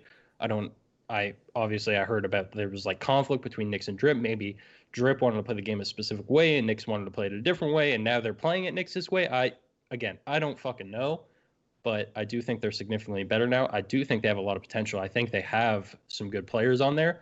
I will say I think the roster is kind of a weird mix of players because it's like 4 pretty quiet guys and then Nyx, which is like, I feel like it's like too focused. Like, I feel like Nyx is the only voice on the team, like the only big voice maybe.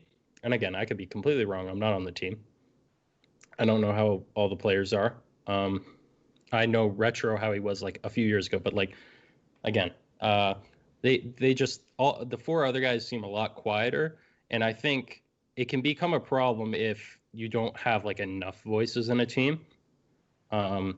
And that's not necessarily to say like you should have a bunch of voices in your team and like you should all be disagreeing all the time. Like, you always still have to come to an agreement as a team and like have one kind of unified vision for the game, but you need more voices kind of contributing. And I do think that it could become problematic, especially if like Nyx has what might be like a bad idea and he doesn't have enough people calling him out. So that's part of my worry. But I mean, I don't know. That's just, again, outside looking in, but that's how I see it. I pretty much agree with everything Troy said. I do think I've only scrimmed them one time since they've picked up NJR, but I do agree. I do think they looked better. Not like taking a shot at Drip like Troy said. Like, if their playstyle definitely you could tell is different than it was before when they had Drip, and I think it's a lot more like organized and like more consistent in terms of like how they're running their strats. But I agree. My thing with Disrupt is that they don't have like many vocal people other than because I've teamed with Shuttle and Shuttle's just a pretty quiet guy, you know, like he does his role, he does whatever, but not a very vocal guy. They don't have a coach either, which kind of worries me. I don't think they have a coach, right? So when it comes to decision making, it might only be Nyx. And like I always say, like you need like that alpha of the team, right? Who's like everyone's gonna respect, and like at the end of the day, like when he says it's time to stop all the bullshitting and like let's actually find a solution, like let's all find a solution. And if you don't have anyone challenging the one guy, like Troy said, if he's making the wrong calls, it could be detrimental for your team. But at the end of the day, we're not in their team speak when they're playing matches. We don't know like what the other guys are bringing to the table. So historically, like it may say like they're pretty quiet, but for all we know, like they could have all, maybe it was just about finding the right team. These guys together maybe like are all like gelling really well together. Maybe they're more comfortable around each other, whatever their case may be, to where they're calming better and they're using teamwork better, whatever like their issues were before, and they fixed them. So if they're like the wild card team, if they succeed well together, then I feel like maybe they could beat anybody, but at the same time they could also lose to anybody. Yeah, I'm curious just because, as you pointed out, they are very quiet. And that was the one thing that really stood out to me was, for people who don't know the exact Disrupt roster, you've got Nyx as, I'm assuming, team captain. I don't know if that's an official title or if it's just an honorary one, but I mean, he did the US division draw and has been in large part kind of the face of this team, alongside Reed, Retro, Shuttle, and then NJR adding the firepower in the newest pickup, replacing Drip/Yardy, who was on the team up until literally like a week before I think the announcement came about the US division. To me, they're a big question mark just because, and I don't mean this to be rude, so I hope they don't take it that way, but none of those 4 players really stood out on their team. They didn't really take over any games. They weren't, superstars. They were all players who'd been dropped for various reasons on their squads, or at least considered to be first cut on their teams. And I think that there's a really compelling story that can come out of it about, 4 players coming together, all from different teams, different play styles, and just kind of gelling really well, as you pointed out.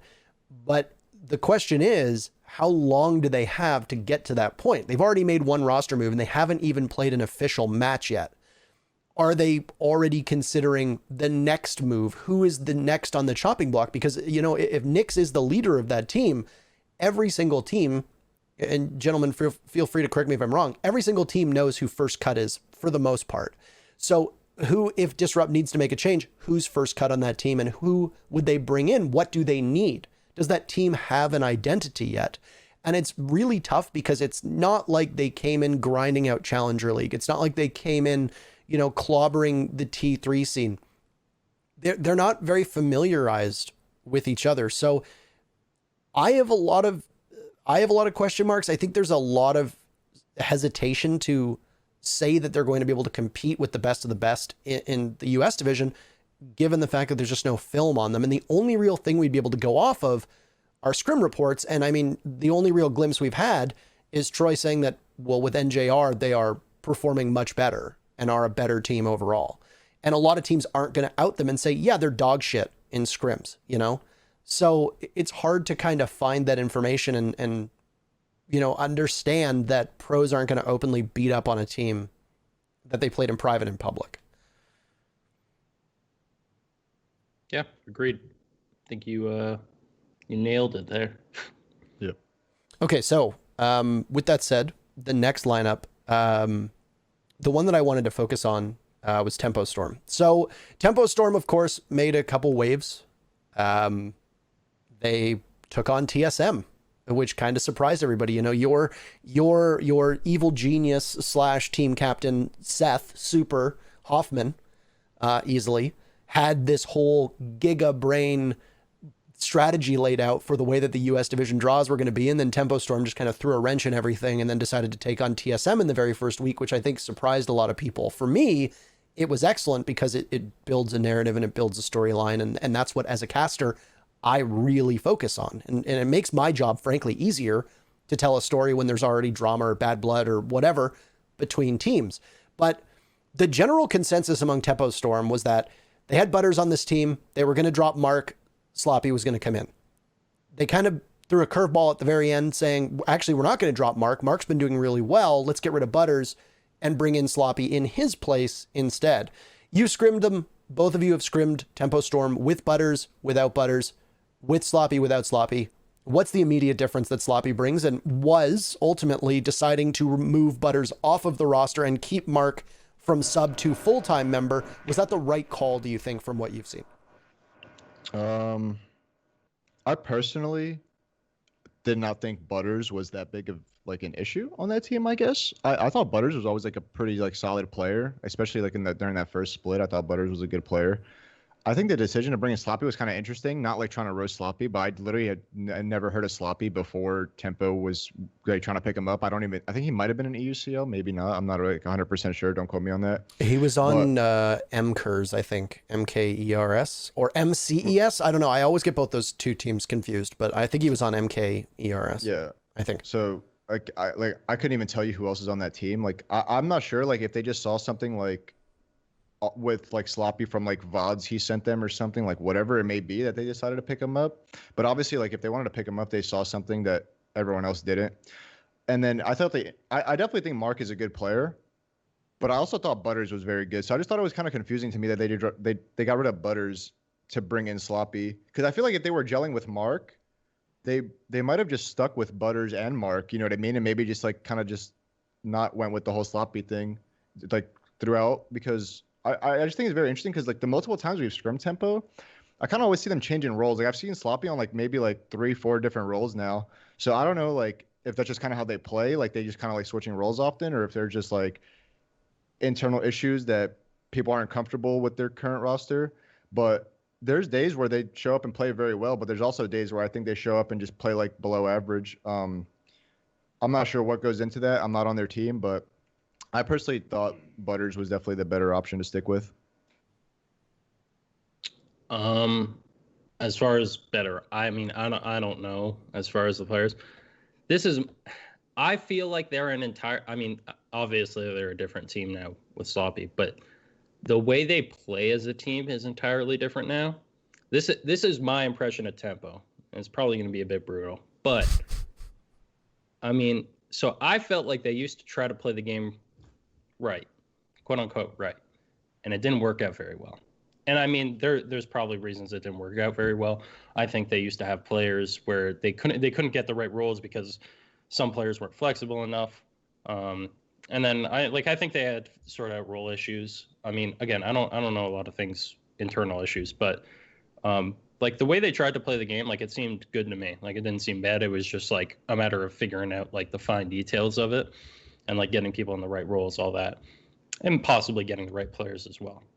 Now I will say, after that season, now they have Sloppy and Mark. The vibe I get, and like I get this vibe with like some teams will give me this vibe like literally like halfway through a scrim, they're getting smoked the first two maps, and then like halfway through a scrim, I say they lose full, and then they just start fucking going crazy. I feel like after last season, Tempo lost full, and they started going fucking crazy, and I feel like that's how they play now. And that explains that inconsistency. And hey, man, like if you're gonna play like that, fucking embrace it, whatever. But like, I do think there's gonna be an inconsistency issue. Like I'm gonna call it now. I think Tempo has the potential to like beat some top teams, but I literally think they're like the definition of like that inconsistency issue because of how they choose to play the game. Yeah, I feel like the main issue with playing that style, right, is like on a good day you could show up and beat the best team, maybe, right? But on a bad day, you could show up and lose to the worst team, and that just you don't want to be that team, right? Who's like depending on like how you wake up that day. Oh, that if we're hitting our shots, we're gonna beat these guys. If we're not, like a 50-50. Maybe we win, maybe we don't. Like I just feel like you kind of have to build that consistency in your strategy, in your comms, in your teamwork to make to like be that next level team, right? Like that top four team, and playing like kind of like that crazy style, like Troy was saying, is just like you're due to have inconsistency. It's not players have bad days all the time. It's not something that you can control. Like some days you're just not going to be hitting your shots. It's just going to happen. Not much you can do about it. There's I mean, we were talking about it earlier, like those players that we were talking about where like they can win or lose you a round like in the first 10 seconds, right? And I call them first blood kings because like they either die first or they get the kill first, right? Like either way, they're in that first engagement. There's a lot of those players in Pro League.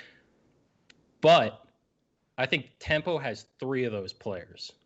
And like if you think about how fucking risky that is, that like you got 3 guys that might win you the round or very well might lose you the round, like real fucking quick. Like it's scary. I mean, that being said, that means they also know how to play like in low number situations, like where they're 3v5 to bring it back. But again, like it's a consistency thing to me. That's all. I mean, they might shut me up. Who knows? But that's how I see. That's how I see it. I feel like they have a very inconsistent play style. But I do think like their ceiling is higher now than it was before.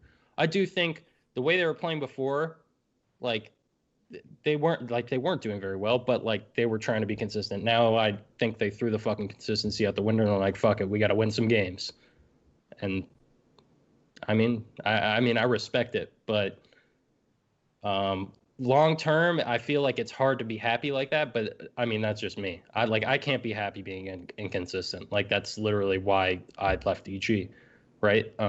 So that's my take on it. But I might be different. So, like, would you rather be consistently 4th through 6th in the league, or would you rather be a team that can, humble the number 1 team and then, as Easilyy said, lose to the worst team the next week, and inhabit one of those roles, whether you're 7th place or whether you're 4th place based on that.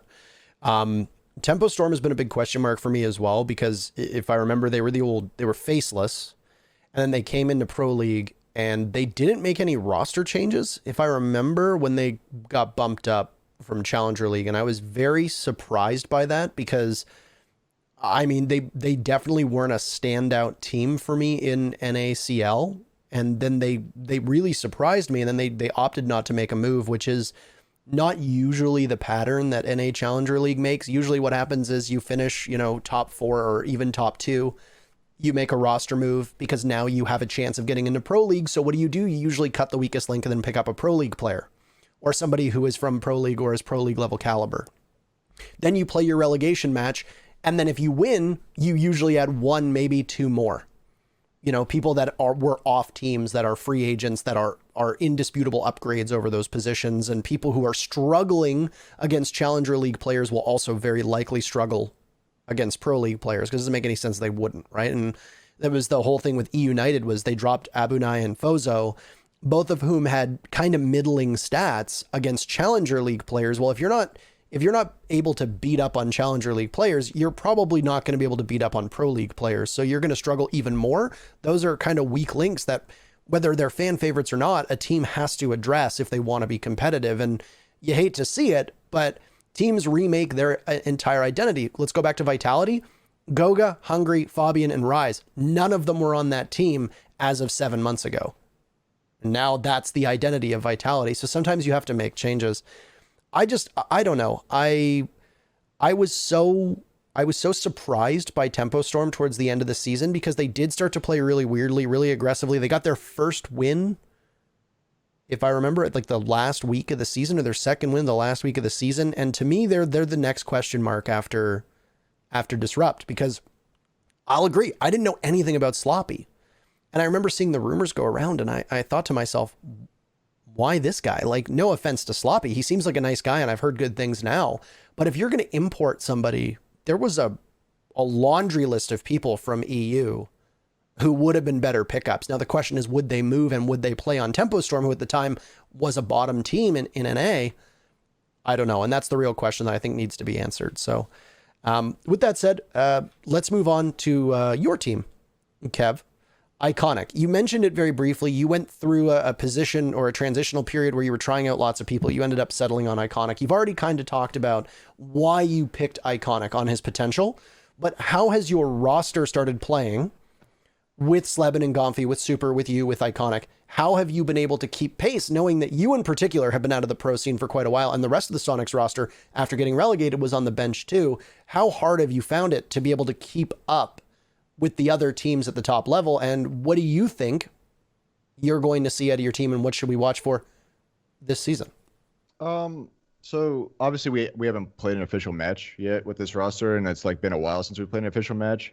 But I also think it's kind of also like kind of a pretty kind of a blessing, right? Because we got to be able to scrim all the pro teams throughout the season. Like because we weren't at CL either, right? Because we were going to get the invite, so we could scrim pretty much anybody we wanted to. And the way I personally like to scrim, and I kind of just try to always convince people on my teams, is you're always trying to bring the same energy to a scrim that you would to a match. Like, obviously, you're not playing to win the scrim, you're still playing to learn, but you want to kind of play with that same intensity, right? Round in and round out. So that way, by the time match day comes, keep the same routine. You wake up, do my warm-up routine, and wow, this match feels just like a scrim, right? You want to keep that consistency throughout. Because at least for me, when you kind of build that consistency, it doesn't really matter if you're on and off playing official matches. Because if you're just bringing that same intensity, by the time you get to the official matches, it's just like another day in the office. You know what I mean? Obviously, there's gonna be like slight variations in how you approach a match. Like, you're gonna do some things in a match that are kind of like maybe like a one-off that you wouldn't do in a scrim, but at the same time, you're doing whatever you can to win. And in a scrim, like, even though you're not playing to win, like, you're still trying to win and trying to capitalize on your mistakes. In a match, you just want to bring that same intensity, but bring all your knowledge into that like game and try to like put all your knowledge together to win that game. If that makes sense. No, it does. Yeah, I mean, I understand that. Yeah. It's kind of weird to word that, but yeah. No, I know what you mean. But yeah, like, you're playing to the way I see it and kind of explain it, and it's very similar to what you say. Is like you want to bring the same intensity to scrim, but like the way I play scrims is like to kind of expand your playbook in a sense, right? Like, by scrimming, better now how to react to certain situations, right? Now when you play a match, when you come up against possibly one of those situations, you know how to react. Obviously, and this is another thing I always preach, is like, every fucking match you play, you're gonna come up against some shit that you've never seen before, that you would never see coming. Like, it's gonna happen. Like, shit hits the fan. That's how it goes. But that's another thing that I think when you bring that same practice intensity, I think you get better at dealing with that kind of stuff in scrims, because if shit it does hit the fan in scrims and then you bring that same intensity and trying to deal with it on the fly in the scrims, that's how you're going to deal with it better in a match, rather than just kind of running the strat into the ground. Yeah, like people always talk about countering in scrims and things like that, and I necessarily don't think like, all right, well, we're scrimming this team and they do the same take every time. Let's just stack all 5 people because we know no one's coming here, right? But like making minor adaptations in scrims, I think is also like pretty good, because when you make those minor adaptations in scrims, it kind of makes it easier to make those minor adaptations in the match.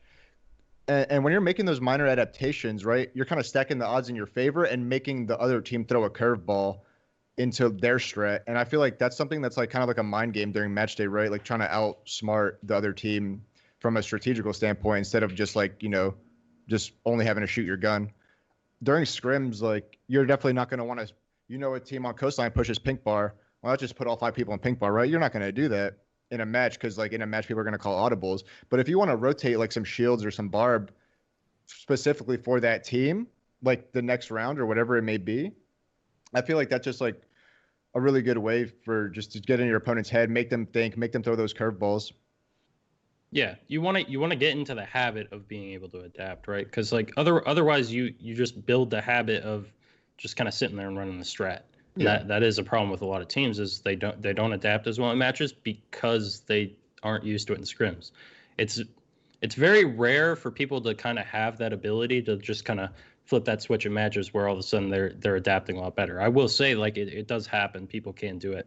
And like you definitely probably will think of more things naturally in a match, just because you're so much more invested into winning it and just bringing more intensity. But it is still important to try to do the same thing in a scrim, just so that you can get used to it. And yeah, just and also just so that all the players are used to it too, because I know it was a problem we actually had on EG, where we actually adapted a lot more I mean, we still do it on SSG. We adapt a lot more in matches than we do in scrims, but we still do adapt in scrims. But it was the same on EG. The only thing on EG though, we did have some issues where like sometimes when we would adapt in game at a tournament, obviously it happened, like the complaint came out more when we didn't win, of course. But it was like a frustration at like the lack of comfort when we would do stuff that we didn't practice. And I think that's something like you have to be okay with doing shit that you don't practice in a match. You have to be okay with it, because what you practice isn't always going to work, because you're going to come into a match and the other team just might have something that's better than what you have. They might have a strat that's better than what you have. So you have to do something else. Like you're not going to go into the round and just be like, their strat's better than ours, let's just see if we can run it better. Like, no, that's fucking stupid. Like you try to give yourself the advantage, and you have to do things different. And it is a thing that has been really good on SSG. And an example of it was our TSM match in groups at Invitational, I think. Yeah, in groups at Invitational. And it was more specifically after the cafe map in that match, which was the last map. But I remember like my teammates literally saying, like we were joking about it after the match on stage. We were just like, bro, like we ran like 5 strats that we never even ran before. Like they were like, Fultz was telling me, he's like, Troy, like you literally like just made some shit up like right out of your ass in prep phase. And we're literally saying like everyone was comfortable doing it though. Everyone was willing to do it. It wasn't like I said some shit and then everyone was like, I don't know what to do, right? And I think that's very important, is that everyone was comfortable with it, and you need to be able to do that in a match.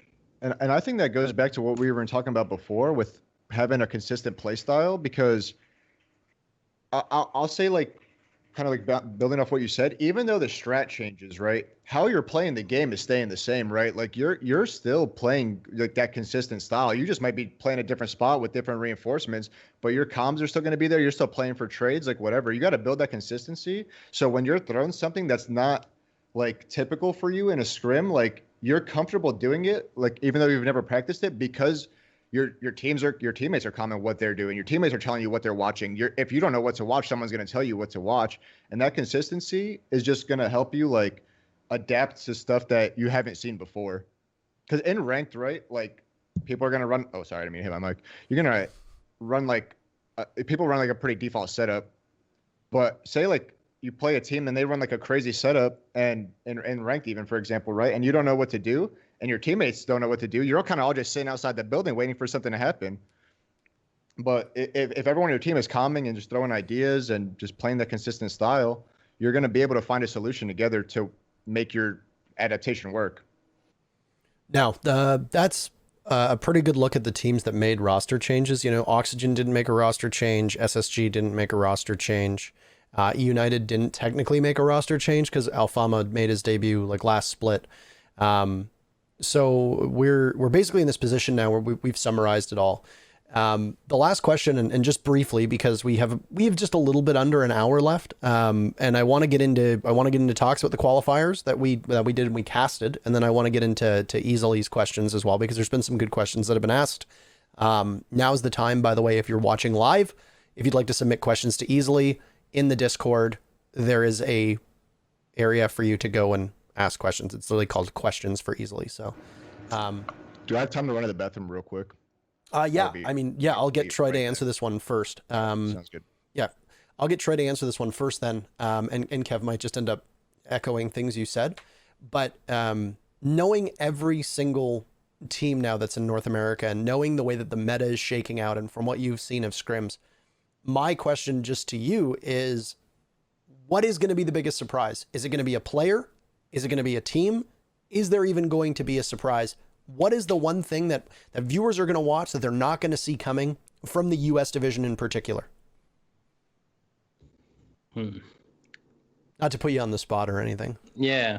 I mean, it is hard to say. I do think that overall the teams have gotten better in NA. Like, obviously everyone mentions the kind of big four of NA, right? Ourselves, OXG, TSM, and DZ. But I do think more teams are stepping into the fray, kind of, and I don't think it's no longer the big four. I mean, I will say it has to be kind of proven on match day, but like I haven't felt like this kind of balance in terms of like skill of all the NA teams in a while. Like, there's not really like one specific NA pro team that we scrim and like we absolutely stomp. That always used to be the case. Like, there used to just always be one of those teams where it was just every time just stomp them, and that's not really the case now.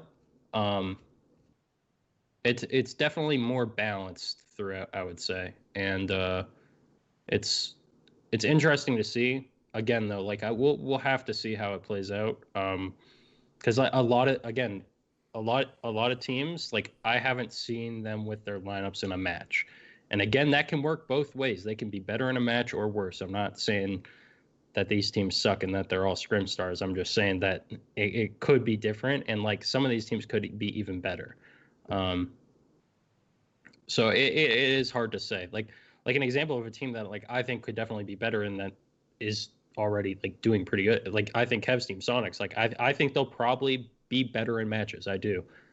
But like you just don't know with those teams, so it's hard to say. But I do think overall, NA is a lot closer than people think. I feel like people think there's a huge gap between the top four and the bottom four, and I don't think that's as much the case anymore.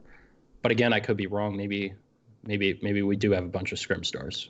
So Kev, for just a brief recap, basically the question I asked was, if you haven't followed the scene as in depth as everybody else, and you know you're just kind of watching and that's all you really do, you don't consume Twitter, nothing else, what is the biggest surprise that is going to come for fans this season? Is it going to be the meta? Is it going to be a specific player stepping up and really asserting themselves? Is it going to be a team? Maybe a team implodes. Maybe a team does really, really well.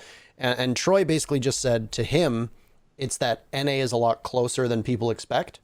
And that, you know, it used to be the big four, just like LATAM kind of had, you know, it was DZ, TSM, Space Station, and Oxygen. And now it's still the big four, but it's a lot closer, and it won't be as much of an upset if, you know, one team beats those 4 teams below. So you're welcome to agree. If not, regardless, what's your perspective? Is there going to be a player that steps up? Is there going to be a team that steps up, etc.? For the most part, I pretty much agree with everything Troy said. Like he said, I can only really tell from scrims. I have no idea who's going to play better, who's going to play worse in a match. I personally think, like, for my team, for example, the Soniqs, like, the way I like to practice, the way I like to play, I know Seth kind of agrees with me on this, is right. Like, we play like that structured style. We play like the utility game. We play like, you know, like Siege properly, right? Like proper Siege, whatever kind of style. And I feel like that's like the most consistent style. So I feel like if we could translate it to matches, like, we can really come in and make an impact, which I'm hoping for. But at the same time, we talked about earlier, right? Like some of the teams that play a little crazier, who can show up and beat anyone maybe on game day, right? Say you show up and have one of those games, like, you could have an upset really easy in NA, in my opinion. So I agree with pretty much everything Troy said with that. Is it even considered an upset at that point? Like, is it? I mean, I think going into the match, you have your favorites, right? Like on paper, like if you have like SSG versus like whoever, like like maybe not like against like DZ or TSM, like the odds might be closer, but against anyone else, like, you know, they'll be a favorite.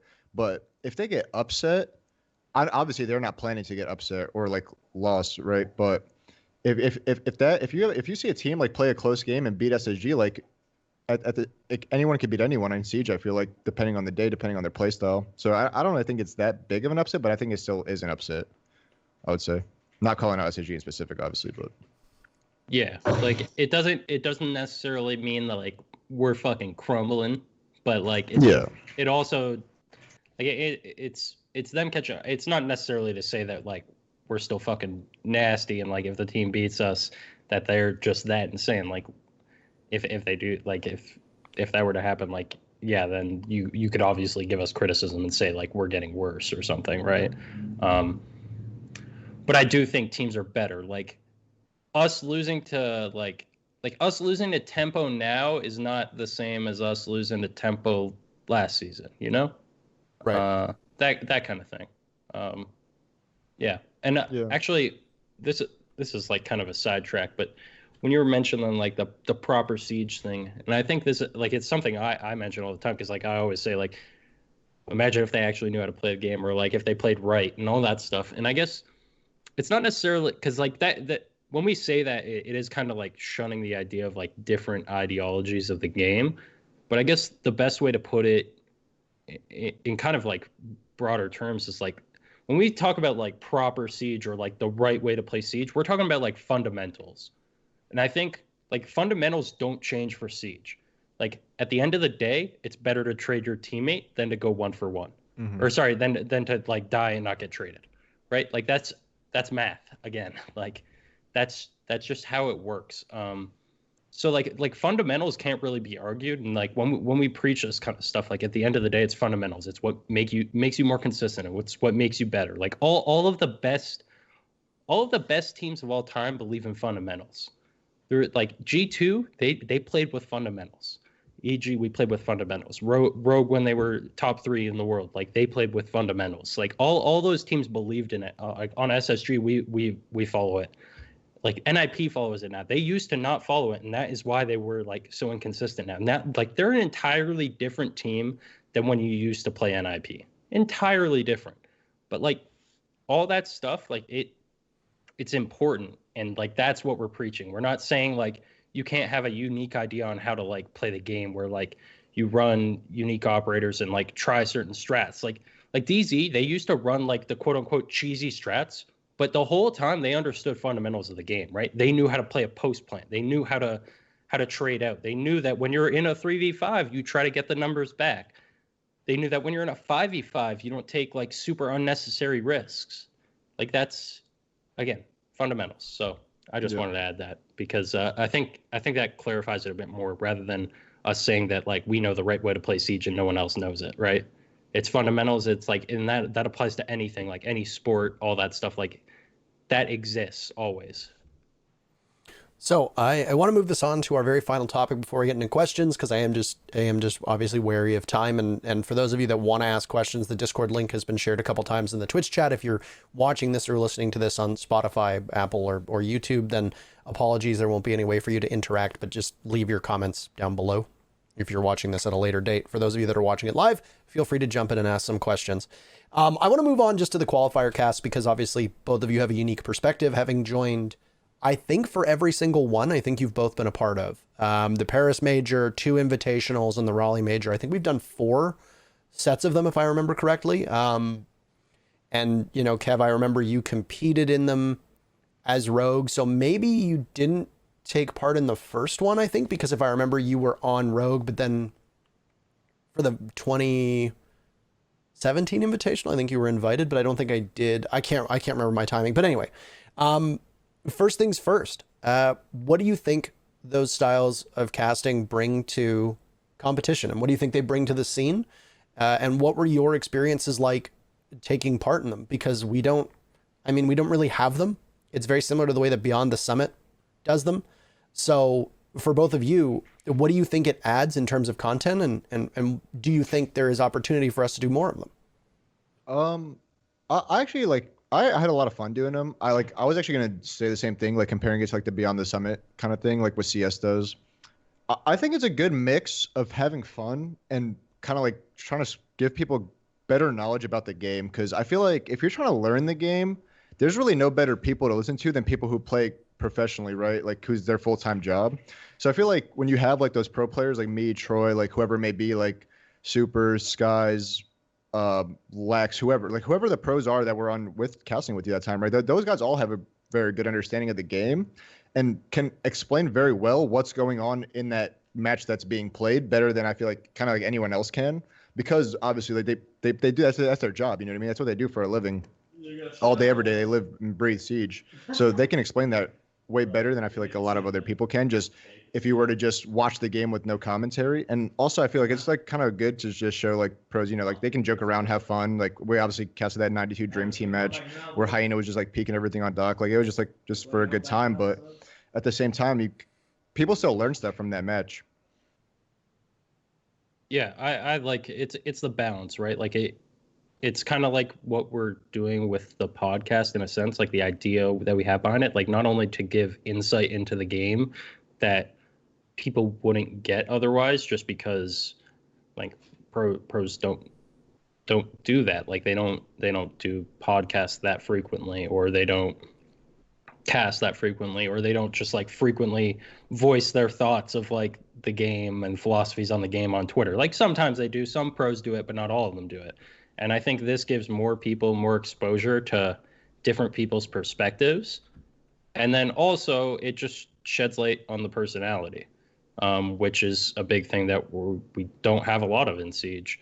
Whether or not we have more opportunities to do it, though, like I don't know if we'll have more opportunities to do it now, because like what it seems like with the current format is like I think there is an online qualifier, right? But I think it's like casted by the actual studio probably, because it seems it's still kind of closed. Like it's not a big, huge open qualifier. It's like a qualifier between like Canadian and US teams, or I don't know exactly. I don't have any greater information. I don't know how much of that I'm going to be involved in. I don't know if there will be, you know, steps or qualifiers. I think for the majors now, there aren't any online qualifiers for the majors. I think the only qualifier spots I think are for the 6 Invitational.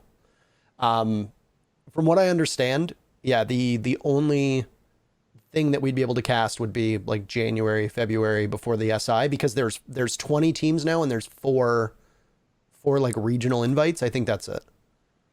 Yeah, but we don't even know how those work necessarily, because I swear I remember reading something about like it not being like a big open qualifier like it was before. So I don't even know if we'd have the opportunity. I mean, obviously if we do, I would love that.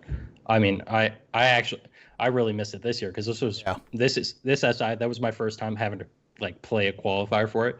Holy fuck, that is stressful. Like not fun. I don't want to have to do that ever again. I want an invite every time. But yeah, it's a lot of fun to do, and I definitely miss doing it. And I mean, I definitely like more opportunities to do something like that. I think it's really good for the game. I think fans love it, again, for the insight and for the personality, because like we have personality. We can sit there and shoot the shit and laugh and joke about the dumb shit teams are doing. And the thing is those guys can laugh about it too. Like Hyena is a really funny guy. Like he is 100% laughing it up. Like when we're sitting there just fucking making fun of his spot, and then he's sitting there smoking everyone on tellers, like that everyone loves it, and even for the players involved, it's great. So yeah, overall good thing. I want to see more of it. Yeah, that was Kev's line, the promoted to Doc. That has traveled around the moon and back and is still very much like embedded. Yeah. Yes. It's still embedded. It's like, you want a frag, you get the Doc. It's yours. So like that's just how it is. Like we like back on Rogue, like we always used to fucking every time we would like play EG in a match or a scrim, when you saw Rook and Doc in the prep phase, you knew like it was about to get crazy, like with the old EG. So it's just like one of those funny things that we just transitioned into like the casting. Yeah. Actually, now that I'm thinking about it, I probably remember. I know the round that probably had that effect on you guys. It was the Paris Major one on Bank, right, where I pulled out Doc on open area. Yep. Because I remember it was literally just like that. Like I think we were struggling winning other sites, and then I think we noticed that you guys always entered through ATMs, and I was like, "Fuck this! Like I'm just gonna fight them." And I literally just picked Doc and I literally just sat. I mean, obviously nowadays people are so much better with dealing with that, but I was just like, fuck this, and I just sat at the top of the gold stairs and just didn't let him in. But yeah, like that, it was pretty funny. Good times. Oh, definitely. Like, and another round that comes to mind is like at USN, like when Rogue won the first USN against you guys, and like on Consulate, I remember I repelled at the spiral windows of stature, and then you and Nate were Rook and Doc long dash trying to peek me, and I was like, holy shit, boys, I'm out of here. Like it was just like just one of those funny things. Kev, you were a natural on those qualifiers, and I mean, the insight is one thing, but I think as much as the insight is really important for a significant section of people watching, I think, let's be honest, most people watch for the humor, right? And just getting a couple guys on to just shoot the shit and kick back, and, you know, Troy's comment about what is this is some 4:30 a.m. shit, you know, and then Kev's whole promoted to Doc kind of, you know, comments. And then when you're talking about how he's unstoppable and he hasn't even moved more than 4 inches, then was it Rexon on Bandit got like the 3K in the final seconds against DZ on Oregon? You're like, yo, that guy's Doc next round. He just got promoted to Doc. Like, that was, and I feel like that stuff is just like, it's stuck in Rainbow Six. And for you in particular, Kev, is it something that you've just always been good at? Because I mean, you post the videos on Twitter that people see all the time of your reactions and your commentary and ranked, but is it something that just effortlessly comes to you to be able to provide humor to the insanity that we see even in professional level matches? I mean, yeah, for the most part, kind of. It's kind of just like a natural thing. But at the same time, like anyone who watches my stream, I guess can attest to this. Like I answer like a lot of questions on like why I do certain things or why I think someone made a bad play. And I always say like just because the bad play doesn't work. But I always try to like incorporate some kind of humor into that. So you remember like why like I said that, right? Because like, you're more likely to like remember what I say if it's like funny or whatever it may be. And you're just always going to come back and think about it, be like, oh, like I probably shouldn't spawn peek with Doc because like I don't want to get demoted next round or whatever. Like, you know what I mean? Whatever it may be. No, I mean, and that's the kind of thing where honestly, they're some of the most fun that I have doing this. You know, the fact that we've never had a Beyond the Summit event where we can just sit on the couch and just be casual is kind of a bummer. You know, DreamHack to me kind of encompassed that sort of atmosphere or that sort of attitude, or at least it projected that sort of attitude. But the problem is that DreamHack is not really supposed to be taken seriously. It's, you know, it's a fun gamer convention where it's supposed to be low stakes, but then the problem for us was that the events had actually a huge amount of significance because teams were fighting for major spots or for SI spots. Like you can't, you know, so it's like, here I am kind of joking around with kicks at DreamHack Winter and taking it really chill. But then it's like these two teams are literally fighting for an invite to the biggest event of the year and the biggest event in our history at that point. And it's like, how do you kind of balance that out? So I just wanted to touch on it because it's always really fun to get you two involved. And I mean, I'm always going to do it if I can. So I just wanted your perspectives on it. But with that said, we've got like 30 minutes. So let's go into some questions here because people have been asking more and more questions. And I think the first one that actually caught my eye here, and Troy, feel free to look through it as well. And if you find any questions that you want to ask him, go ahead. This comes from Sloop. He says, is there anything in particular you think that North American Siege has that would stop you from moving to EU in the future? For example, maybe the meta, etc. Pengu has said before that he would most likely move to NA. So what are your thoughts on that decision, your opinions on the topic overall? I just think it kind of just depends on what you're looking for. Like, obviously, I think the salaries and housing situation is always going to be a little bit better in NA because people are just like don't really care about the money as much org-wise. So I feel like that's what you put into account. Like, you're probably going to stay in NA. And I personally, in my personal opinion, I just think the NA meta is a little better and more suited to how I personally like to play. But I would never be opposed to like moving to EU if it was for the better of my career or any region for that matter. Agreed. It stands to reason. I mean, the one argument that Pengu made, and to try and, put this in perspective, because a lot of people are going to hear that. And if anybody's clipped it, they're going to be like, oh my God, Pengu's moving to North America.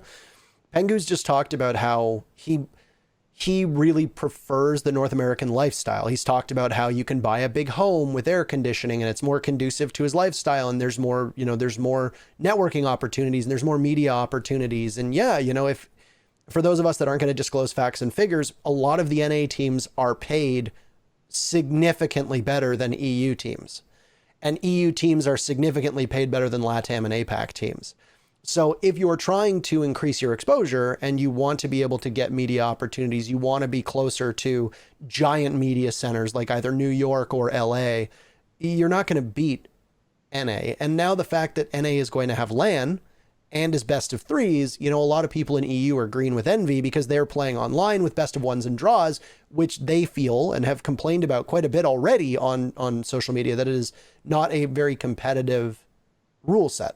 Now, obviously, there are restrictions to having 10 EU teams play in best of threes on LAN, so they're not quite there yet. But I can understand, and I just wanted to contextualize what Pengu had said because a lot of people might be alarmed and be like, oh my God, is he leaving G2, etc. Did you spy a question, by the way, Troy, or would you like me to? Yeah. This one from Sticks. He asked, most of the second part is what I'm really interested in hearing, but he asked, who do you think is the most influential person in Siege? And then also, what kind of persona do you think is missing from Siege? And then he gave an example, like a Thorn figure, for example. Because I do have thoughts that, like, yeah, we're missing some personas, and I'm interested to hear what you think, for sure. I would say the most influential person in Siege, I guess you could kind of just, it kind of goes region to region, in my opinion. I feel like if you were to ask me like who the most influential Siege personality in Brazil, I'd probably say like Zig, you know what I mean? Like, because he's like a celebrity there. But for example, from like, I guess like you can kind of bunch EU and NA into one, and I would probably say Pengu. If you ask anyone about the Pro League, like Pengu's probably the first player that comes to their mind in terms of like he streams, they recognize him, like he's been in the league forever. So I would say like EU and NA, probably Pengu. Sorry about that. People are screaming. And then I guess like for APAC, I'd probably say one of the Fnatic guys, Magnet, probably would come to mind. But for me, it just has to be like region to region. I don't feel like there's that one like most influential person. But then comes to like the people that are, what kind of person do you think we're missing? I definitely think like there could be more kind of like Doran kind of personas in Siege, like on the desk, like that people are recognized often. But I feel like that's one of those things that's going to come with more and more people retiring from competitive play and then switching over to the desk. Yeah, we've had significant issues trying to find like ex-player analysts. And obviously no slouch to the non-player analysts that we have right now. EU's got a litany of them that they just announced on for their talent. But I mean, it is kind of surprising that we are 5 years in, and really, with the exception of Kicks, we haven't had any significant players quit to move into casting or desk roles, And I mean, I guess a lot of esports don't really have that, but I am a little surprised. You look at a league like Overwatch League, and they had a number of people retire and a lot of them really could have gone onto the desk, and they did. Reinforce went onto the desk, Custa went onto the desk, Jake is now casting. So it's, those are three names right there that used to compete that are no longer doing that.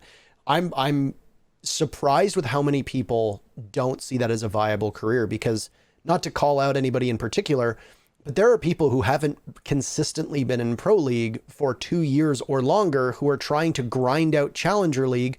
They're not necessarily getting picked up on pro teams. They're not qualifying on their own. And it strikes me as odd.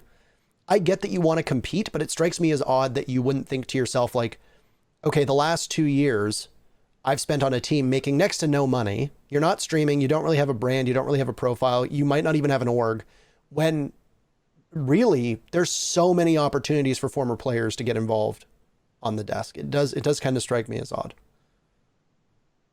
Yeah, definitely. I feel like, at least in terms of pro players retiring, I feel like Siege, like now, like within the last years, like really taken off in terms of like the salaries people are getting, and like, we're getting team houses, all that jazz. Like everyone kind of wants to try to be a part of that and like get in, because it's like now is like the highest point in like hype in terms of like Siege comp. So I feel like that's like the main reason players aren't stepping down.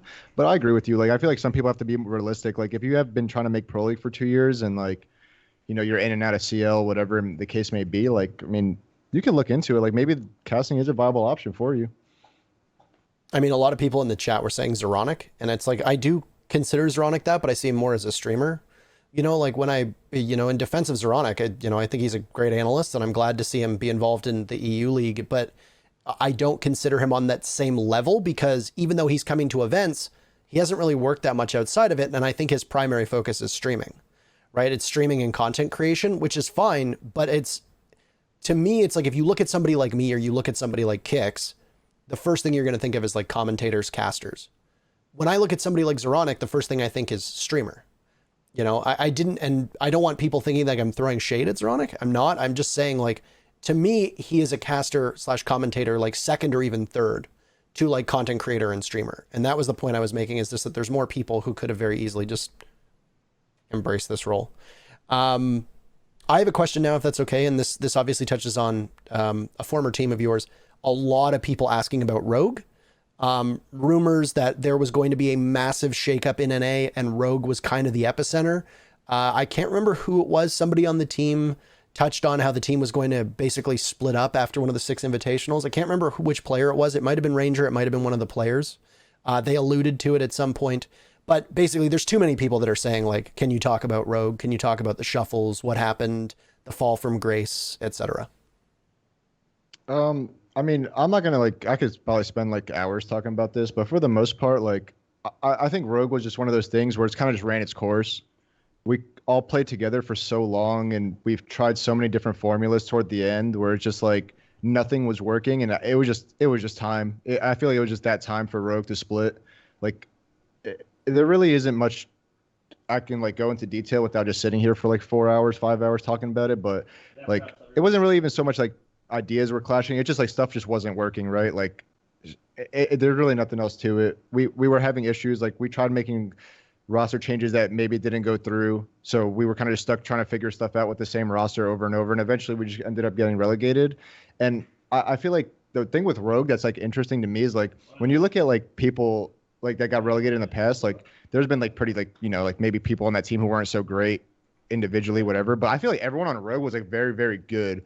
But just together, we just stopped clicking as a unit. And that kind of just shows because everyone on Rogue pretty much got onto a team right away in Pro League. So, and I feel like everyone on Rogue is going to thrive. Like, I feel like part of the reason we struggled was online best of ones. Like, it was just like a mental thing for us. We just could not get past it.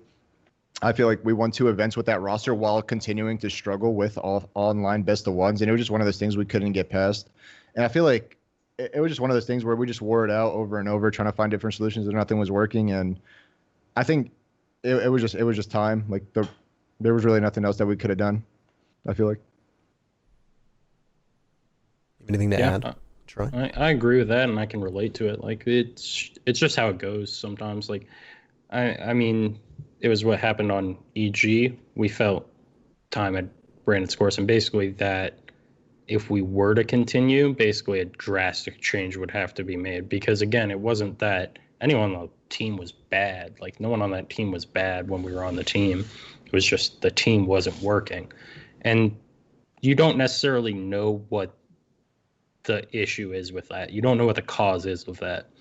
You don't know if it's a lack of ideas. You don't know if someone's bringing bad ideas. You don't know if someone's attitude's bad always. Like, it can always be, it's like usually a huge combination of things. And that's why you need like a drastic change and kind of a reset. And also, like, a big reason you need a reset is because when you're going through all these problems with the same 5 guys and you're not solving these problems, the motivation gets fucking killed. And like, just the overall mood of the team gets killed. Just because you're all there the whole time. You all know you have all these problems and you all know you're not fixing them. So just like, it literally kills the vibe of the whole team, and you need that fresh start where you're constantly seeing the improvement, because that's when people's energy gets up, right? When you're seeing improvement day to day, like, that's when people are feeling good. That's when people are vibing, basically. Like, that's when the chemistry is at its best. Obviously, you show whether or not you're like a great team if you get through those times where like you have big issues, and then the mood of the team starts to dip because you're not solving them at first, and then you kind of come together and figure it out. That's where great teams kind of show. But that doesn't always happen. Like, sometimes you don't find the solution. That's life, right? So kind of need a restart or a reset, basically. And I mean, I completely understand that. I have to go to the bathroom, bro, so I'll be right back. Okay. No worries. Next question for you comes from Danimal. And he says, a lot of pros can be seen as dry in interviews. As a pro that is considered to be more entertaining, do you feel like the onus is on you to set an example to encourage others to break out of their shells a little bit? I mean, at the end of the day, people are just who they are. Like, I would rather have someone, if someone's just like a dry person who's going to give generic answers, and that's just the kind of person they are, I don't want them to try to fake like what kind of person they are just for interviews. You know what I mean? I just feel like people just need to be themselves and just kind of just go with the flow. At the end, like, in life, you're going to meet people who are like more out of their shell, entertaining, like Seth, for example, right? Like, everyone like saw how he was on the show. But I mean, at the end of the day, like, sometimes they're going to have people who, just going to give a normal answer like, oh, yeah, they were a great team. Best of luck to them in their next match. And then that's all they're going to say. So I personally don't think that it's something that you can change. It's just kind of one of those things where it's like, you just are how you are. Do you think with our scene in particular, though, that it's just that people don't know how to be themselves? Do you think that media training can fix that? Because, I mean, I've spent time at after parties, at events, etc., with plenty of people on teams who at first blush wouldn't strike me as being somebody who's either charismatic or entertaining on camera. But then when they kind of let their hair down, they absolutely are. Do you think that it's just something where teams should be pushing people to possibly get into, being on camera and being comfortable? Do you think it's just a matter of them not being that type of person when they're on air? Honestly, like, I think part of the reason is like a lot of these people are like young kids, right? Who like straight out of high school just went full-time Siege or like trying to go full-time Siege, right? So they never really had like any like public speaking classes, or like they don't stream, like whatever. They're not used to addressing large audiences. So I feel like they can be like maybe just like a little shy. They just want to give the generic answer. They don't want to get hated on Reddit, whatever it may be. So I feel like that plays into it. So I guess like, especially with the NA League and everyone living in Vegas now. Apologize for my mic, by the way. I see it spiking like randomly. I think it's just Skype. It happens, okay. Yeah. I was gonna say I'm not even like changing my levels and it's just being weird. But I feel like now with all the NA teams being in Vegas and things like that, there's a lot better chances for content, especially like for individual people, because like everyone's gonna be on site, whatever it may be, to like actually like grow people's media persona, I guess, and get them more like vocal and giving more like vibrant answers. Yeah, I think one of the people that really flies under the radar in almost every sense in Rainbow Six is Mint. I watched some of the content they did with him on the charity stream that Dark Zero put on, Ominous versus Flipside, the rematch. And then I watched him on the US Division Draw show as well. And he's got just like this really down to earth, funny charm that I think plays really well on the camera. And I don't know if it's just he's not particularly interested in being on it, but I can absolutely see him being one of the best people in terms of on-air personality. And he's also somebody who, if he ever stops being a competitor, is somebody who I would be immediately messaging saying, hey, you should try being a caster. You should try being an analyst. Kev, you're in that same boat. Troy, you're in that same boat. So it's just, I'm always curious the thought behind it. And I mean, you get to see these players in matches. You get to see what they're like behind the scenes. They likely let their guard down more for you than they do for me. So getting your thoughts on that, I think is an interesting perspective that isn't often discussed. I have some thoughts on that as well, and I think that Mint's a good example, but in general, I think part of it is the way our kind of league and system of content, I guess, is structured. Like, you could literally just see it from that draft show, right? It was instantly like more personality was shown. And I think one of the big things is like the timing of the content, because with a lot of the players, the only time they get the camera time right is after a match. And after a match, like even Fabian is humble after a match, usually. Sometimes he's not, right? Obviously, he gives good post-match interviews regardless, because he has a lot of personality. But like a lot of players are just naturally more humble after a match. And I think showing like teams picking teams and then like throwing in a little shit talk here and there, like that happens before a match, right? And then like no one's gonna lose a match and be like, oh, those guys fucking suck. Like, no, like you just lost the match. No one's gonna say that. And if you say that, you look like a fucking idiot, right? So it's just not gonna happen. I do think that coming to Vegas, I think there will be more of that like content kind of separated from matches, which is important. Like, I don't think it should always be centered around a post-game interview or a pre-game one or whatever, just entirely separate so you can see the personality. And like, that's why you can see it with Mint on DZ when they do like that kind of side content. And I think Mint is just the kind of guy, like he's just a competitor. Like, he's just there to be on his team and try to win. And I mean, I can entirely respect that. I am like that too. I do the interviews mostly because a lot of my teammates never like doing them. It's not like I'm always like, no, I got to do the interview. I've just, on EG, none of my teammates wanted to do interviews, so I was like, okay, I'll do it. If they wanted to do it, they could take it. If they were requested to do it, they took it. Same goes on SSG. If no one wants to do the interview, then I'll take it. If not, then go ahead, right? But like, I'm the same way where like at the end of the day, I just want to win. I also do think though that you can use that shit talk or interview stuff. You can use that to get under people's skin and get in their heads. And Fabian's an example of that. And like, I've even done it because I can literally see it. Like, there's players, like, you can just say some shit to them and they literally crumble, or like they get frustrated or they tilt or whatever. And like, it's literally just from like typing something in chat or from teabagging their body or saying something stupid before a match. Like, you can do that. I think people might be getting thicker skin, and I do think that applies to why people don't say things as well, because they don't want to be perceived as like rude, or they don't want people like reacting poorly to them, because I mean, that's being human. But I think you kind of have to accept the fact that like not everything you do needs to be taken seriously. And if people are going to take your jokes seriously, like, then so be it. That's how it's going to be on the internet. Like, just whatever, fuck that guy. Like, he took your joke seriously and won't give it up. Like, okay, whatever, move on. But like, I know like Kev's the same way, where it's like, we tell a joke, like we're just trying to be funny. Like that's really it. Like, there might be a bit more to it, but like, I'm not going to tell a joke and like shit talk another team because like I hate that team's guts. Like, DZ's a team I take jabs at all the time, but like it's not because I think they're fucking horrible or I don't like them. I genuinely think like I like a lot of the guys on the team, and I do think they're one of the best teams. But I do think there's a lot to kind of poke at, and I do think that they're a team that in the past has gotten affected by it. Maybe they won't get affected by it in the future, but I do think they do get affected by it. And I think there's other teams that are the same way. But I think overall, people just kind of just laugh things off. I don't know.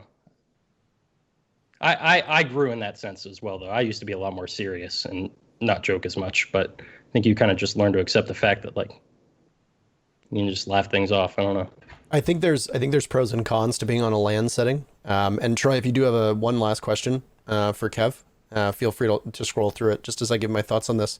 I think there's a couple things that come from a LAN setting, and I think that having everybody around and having teams be close to each other is going to work to make content better because you'll have instant access to people. You know, you can do funny, goofy stuff. I mean, look at your team, for example, Kev. Like the videos of you guys making goofy faces, like walking down the street together, you know, and just Seth being Seth it shows you right there that just even having all of the players in close proximity means that the content will be better, period. You know, you can make it deliberately scuffed. You can make it look professional. You can make it really scripted. You can make it totally spontaneous.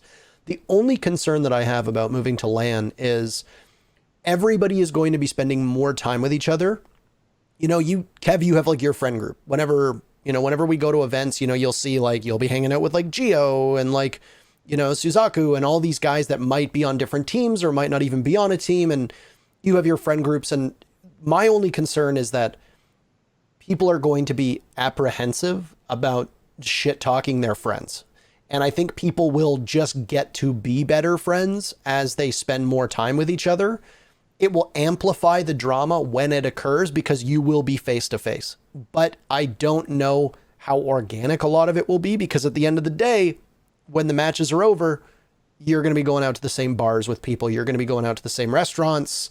You're going to be going to this, you know, the same backyard pool parties, you know, with Splash Ugg and whomever, you know. So it's just it's one of those things where I'm wary, but I'm also hopeful of what's going to come out. I mean, I think it also comes down to the individual. Like, if the person gets offended, like Troy said, like some people got to learn to laugh it off. Some people just take it too serious. But I feel like in Pro League, for the most part, like people understand that, like when you're talking shit in a match, that's just match day shit talk. Like that's just how it is. Like in any sport, you know what I mean? Like no one's taking it offensive. Like when we used to play, when Rec had like Skies and Mark, and we played those guys at DreamHack, and we were sitting right across from each other. Slash used to open the curtain and scream at those guys. You know what I mean? Like call them dog shit. And at the end of the day, we're still all friends. We all went to the after party at DreamHack Valencia together. We all flew back, and we're hanging out all week in Vegas the week after. Like that's just how it is. Like people just got to learn that if you're just like talking shit in game, like whatever, it's just for the most part just being a competitor. It's not like you don't actually hate the person. Yeah. And I don't mind inorganic, you know, beef either, as long as it doesn't seem super fake and super staged, and then it borders into like awkward and cringy. But it's like, you know, I shit talk casters all the time as a joke. And I mean, most people are in on it. And it's like Fabian shit talks me as a joke. Troy shit talks me as a joke all the time. And it's like, to a lot of people, they honestly think it's real beef. It's not. But it's still, whether it's real or not, it's still funny and it's still good content. So. Yes, like the amount of times I've said some dumb shit to you on Twitter, and I already know like exactly how you're gonna swing back at me. Like I do it literally all the time on Twitter. I do it with my teammates too, where like I literally set them up. I'm like, roast my dumb ass, like please.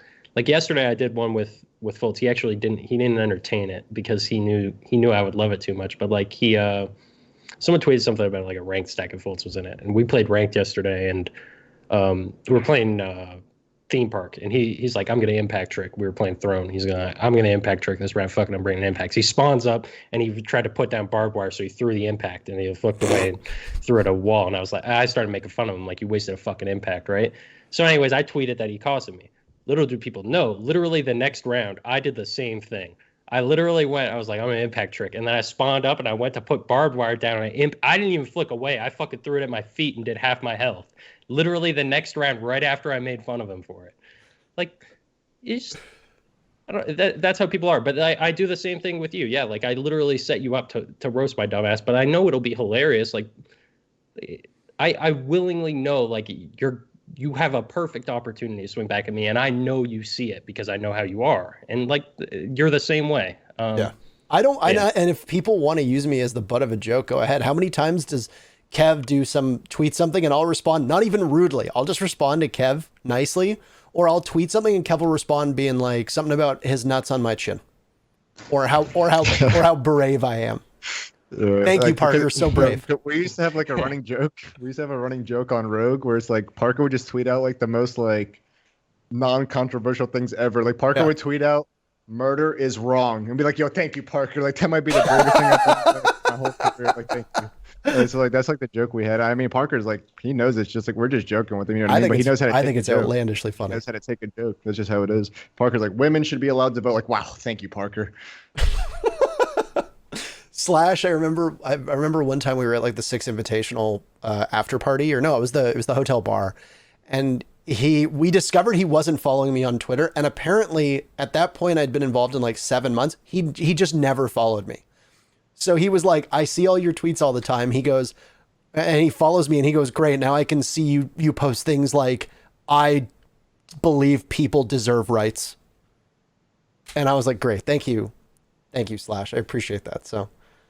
But no, and I think that kind of thing is good, you know, like the Canadian one. At one point, it was the most upvoted post on the subreddit was when I was like, I made some random thankful for Thanksgiving post. And Troy was like, I'm thankful for the mute button when you're casting. And I just responded with, I'm thankful that second place exists, so at least you can finish somewhere. You know, and it was at one period of time like the most upvoted post on the subreddit. And it's like that kind of shit is funny. It doesn't matter if it's rude or real. It's good content. And I think that's where media training comes in. But anyway, last question, Troy, just because we have such a short period of time. Yes, I got one. Let me find where it is again. Okay. This guy asked, and I think this is an important question to answer because I think it's good for anyone starting out in the competitive scene to kind of understand this, I suppose. But I have teammates who are my IRL friends. I want to play competitively, but they're a little slow to learn. Would it be best for me to find new teammates? What do you think of that, Kev? So at the end of the day, if you're trying to be a pro league level player, right, that's your end goal. It's a business. So you always have to choose the best decision that's going to impact your career in a positive way. I've seen a video from Scump, funny enough, like don't even say it, Parker. But like, so I've seen a video that Scump made where he was talking about like that he always joined a better team to further his career. And I 100% agree with that. I'm not talking about like tier 3 teams team hopping and making roster changes every week. I'm talking about if you're a team who's been together for like a couple months and you're stagnant, your team's not getting better, you can't get out of tier 3, you can't make that jump to CL, and a CL team offers you a spot, or like a team you think might make CL offers you a spot, and they're just flat out better than your team, you should always take that offer to progress your career. There's no like, at the end of the day, like if you don't want to hurt your friends' feelings, like whatever, if they're really your friends, they'll want you to make that jump for you to take that opportunity to try to become a pro league player, try to become a CL level player. And it's your own work that you put in, that when you notice your progress and when you're like, wow, like, I don't know, I just feel like the rest of my team is really like lacking behind and I feel like we're really not progressing as a unit, where you need to make that jump to a different team, because if you're the best player on that team and you guys aren't getting better, you probably need to find a new team. You need to find new people to learn from. You need to find new people to get ideas from. You need to like switch up something that you're doing to progress yourself to that next step. Yeah, I completely agree. And I think that's something like people kind of need to understand. I think a lot of people realize it kind of, but it's something that's hard to do, right? And I mean, I'm telling it is hard to do. Cause like I've had to cut friends before. Like I've always been the guy that's like, that has the conversation that like basically fires the guy, right? And I mean, that's definitely not fun, especially when you're young and you don't, it's not something you're used to doing. But yeah, I mean, it sucks, but it is what it is. And like Kev said, if they are your friends, they're going to want to see you succeed. And I think at least over time, they will see that you made the right decision. Or if you made the wrong decision, they won't see that. But hopefully you will see that you made the wrong decision and kind of make amends and say, hey, I fucked up. That was a stupid decision to me. Because sometimes you might think you're making the right decision, but you're not. Yeah, it's not always the case. But you have to be willing to kind of put your career first. You have to, if you want to be the best, you have to be willing to do that. There's no kind of getting around it. Like you can be friends with your teammates, right? There's no saying that you can't be friends with your teammates. Like it doesn't have to be strictly business all the time. You can be friends, you can have fun, like all that. But when it comes down to it, when your team is having problems and like something needs to be done, or if you did get a better opportunity and something needs to be done, like you can't hesitate, basically. Like you don't want to, Yeah. you don't want to like look back and have any regrets. You know what I mean? Like after Raleigh, for example, like when like the decline of Rogue kind of started, I'm pretty sure everyone on Rogue had like offers from other teams that they wish they could have went back and taken. Right? Like at the end of the day, it worked out. We're all on pro league teams now. But like if one of us didn't, and we would look back and we're like, oh wow, like maybe I should have taken that offer. Like for example, like after Raleigh, like I don't think TSM would mind if I said this, but TSM offered me a spot. Looking back on it now, like I should have taken it, right? But and it's just one of those decisions that like I kind of regret not taking. But at the time, I was like, I feel like everyone on Rogue had offers from other teams that they could have taken. Like Slash had offers, Tyler had offers, Shuttle, Vert, obviously all had offers to join other teams because like Rogue was like in that period where we started struggling, and they just didn't take it. And I'm sure if they weren't like in successful spots now, because everyone's on a team, so it's like kind of canceled out, whatever. But if they weren't, they would be like, wow, I really should have taken that offer back in the day. And you don't want to go back and regret something like that when you know you had an opportunity to progress your career further and you didn't take it. Yeah, the one thing that I really have to give a lot of praise to is somebody that pops to mind is Laxing. You know, Laxing got benched from Cloud9 and then got picked right back up. You know, how many people could seriously get benched and then not just say fuck you when they're like, hey, we made a mistake, we want you back? You know, and Laxing had a series of tweets where he basically just said, you know, it's a job. I know that. I know it's a job. No hard feelings. They thought that there was better opportunities. I can't fault them. I'm confident enough in my own ability that I think I will land on a team. You know, it's just at the end of the day, it's just business. And then, you know, I'm not going to name any names because I know people are going to try to extrapolate from what I say, but there's probably half a dozen people that jump to mind that they got dropped and they just become bitter, angry children. And they basically take their toys and they leave the sandbox, and they don't want to talk to those players anymore. They don't want to play with them anymore. They won't even speak to them. Like there's no way. And there's just so much bad blood over, you know, being wronged, but it is business. And I hate to say it. And it kind of ties into the topic, which is, do you even create a team with your friends? Because if you create a team with your friends, what's more important, winning or friendship? You know, Shate got picked up by the Penta roster off of Ents. Why was he playing on Ents? Well, they were the only Finnish team in town, but they were all friends and they had a great time and they were very laid back and they were known and beloved for being like a goofy, talented, but like affable squad that wasn't grinding it out to be the best in the world. He goes to Penta, and after he leaves the team, one of the first things he says publicly is, you know, our attitudes just didn't match up. You know, for me, it wasn't fun anymore. And that old saying, like, don't go into business with your friends, perfectly applies. If you want to get to the top, you have to realize that self-preservation is key.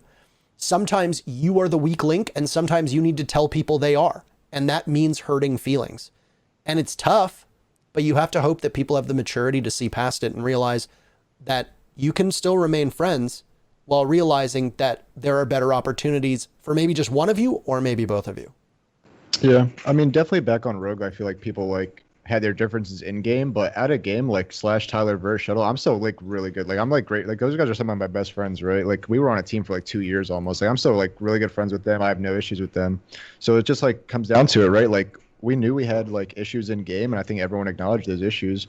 But at the end of the day, right, outside the game, we're still friends. No one takes it personal. Nobody is like holding grudges. Like you kind of got to learn how to like separate business and personal in this world. Well, I mean, I think that's it. Last word, Troy, before we send off. Don't think I have anything else to add. Just thanks for coming on, Kev. And yeah, I really enjoyed the podcast. I think we had some good discussions. I think there was a lot of insight into it. I think Thank you for having me. It was also another good kind of vibe, kind of like the Fabian one, obviously a bit different, but a lot of insight and another different perspective on the game, which I think is nice for a lot of people to hear. So yeah, thanks for coming on. Thanks for sharing with us and everything. Thanks for having me. It was a pleasure. Yeah, I really appreciate it, Kev. I think that, you know, I've spoken quite a lot, and I know that all three of us have probably talked about this on our personal streams at some point about how esports in general lacks personalities, but Rainbow Six being that it's still relatively new, that players aren't media trained, that there isn't a lot of content that goes around, very limited shoulder content, and the orgs aren't exactly the most hands-on, there isn't really any big group of personalities in our scene. And I know that you certainly are one of the few, and I really appreciate your social media. I appreciate your streams. I appreciate your candor and interviews and your long history competing on both Xbox and PC. So thank you for coming on. And with that said, that's the end of the episode. For those of you that watched it live, much appreciated for all of you who joined in. For those of you in Twitch, there is !6on6. You can go ahead and type that. It connects you to our Discord. For those that are watching it on YouTube, down below in the comments, you're going to have all the socials for myself and Troy, and most importantly, Easilyy. Do us a favor and give him a follow on Twitch and on Twitter as well. In the Twitch chat in just a moment, we're going to be spamming the YouTube link because within 24 hours, the video should be up on YouTube, Spotify, and Apple Podcasts. We hope you enjoyed it. If all goes according to plan, our guest next week is going to flip the script, quite literally, and shake things up. Turn it upside down, so to speak. We'll be announcing our next guest in just a couple days. But thank you very much. Don't forget to like and subscribe. Thanks for stopping by. And we'll see you next week for some more 6 on 6. Later, guys. Later.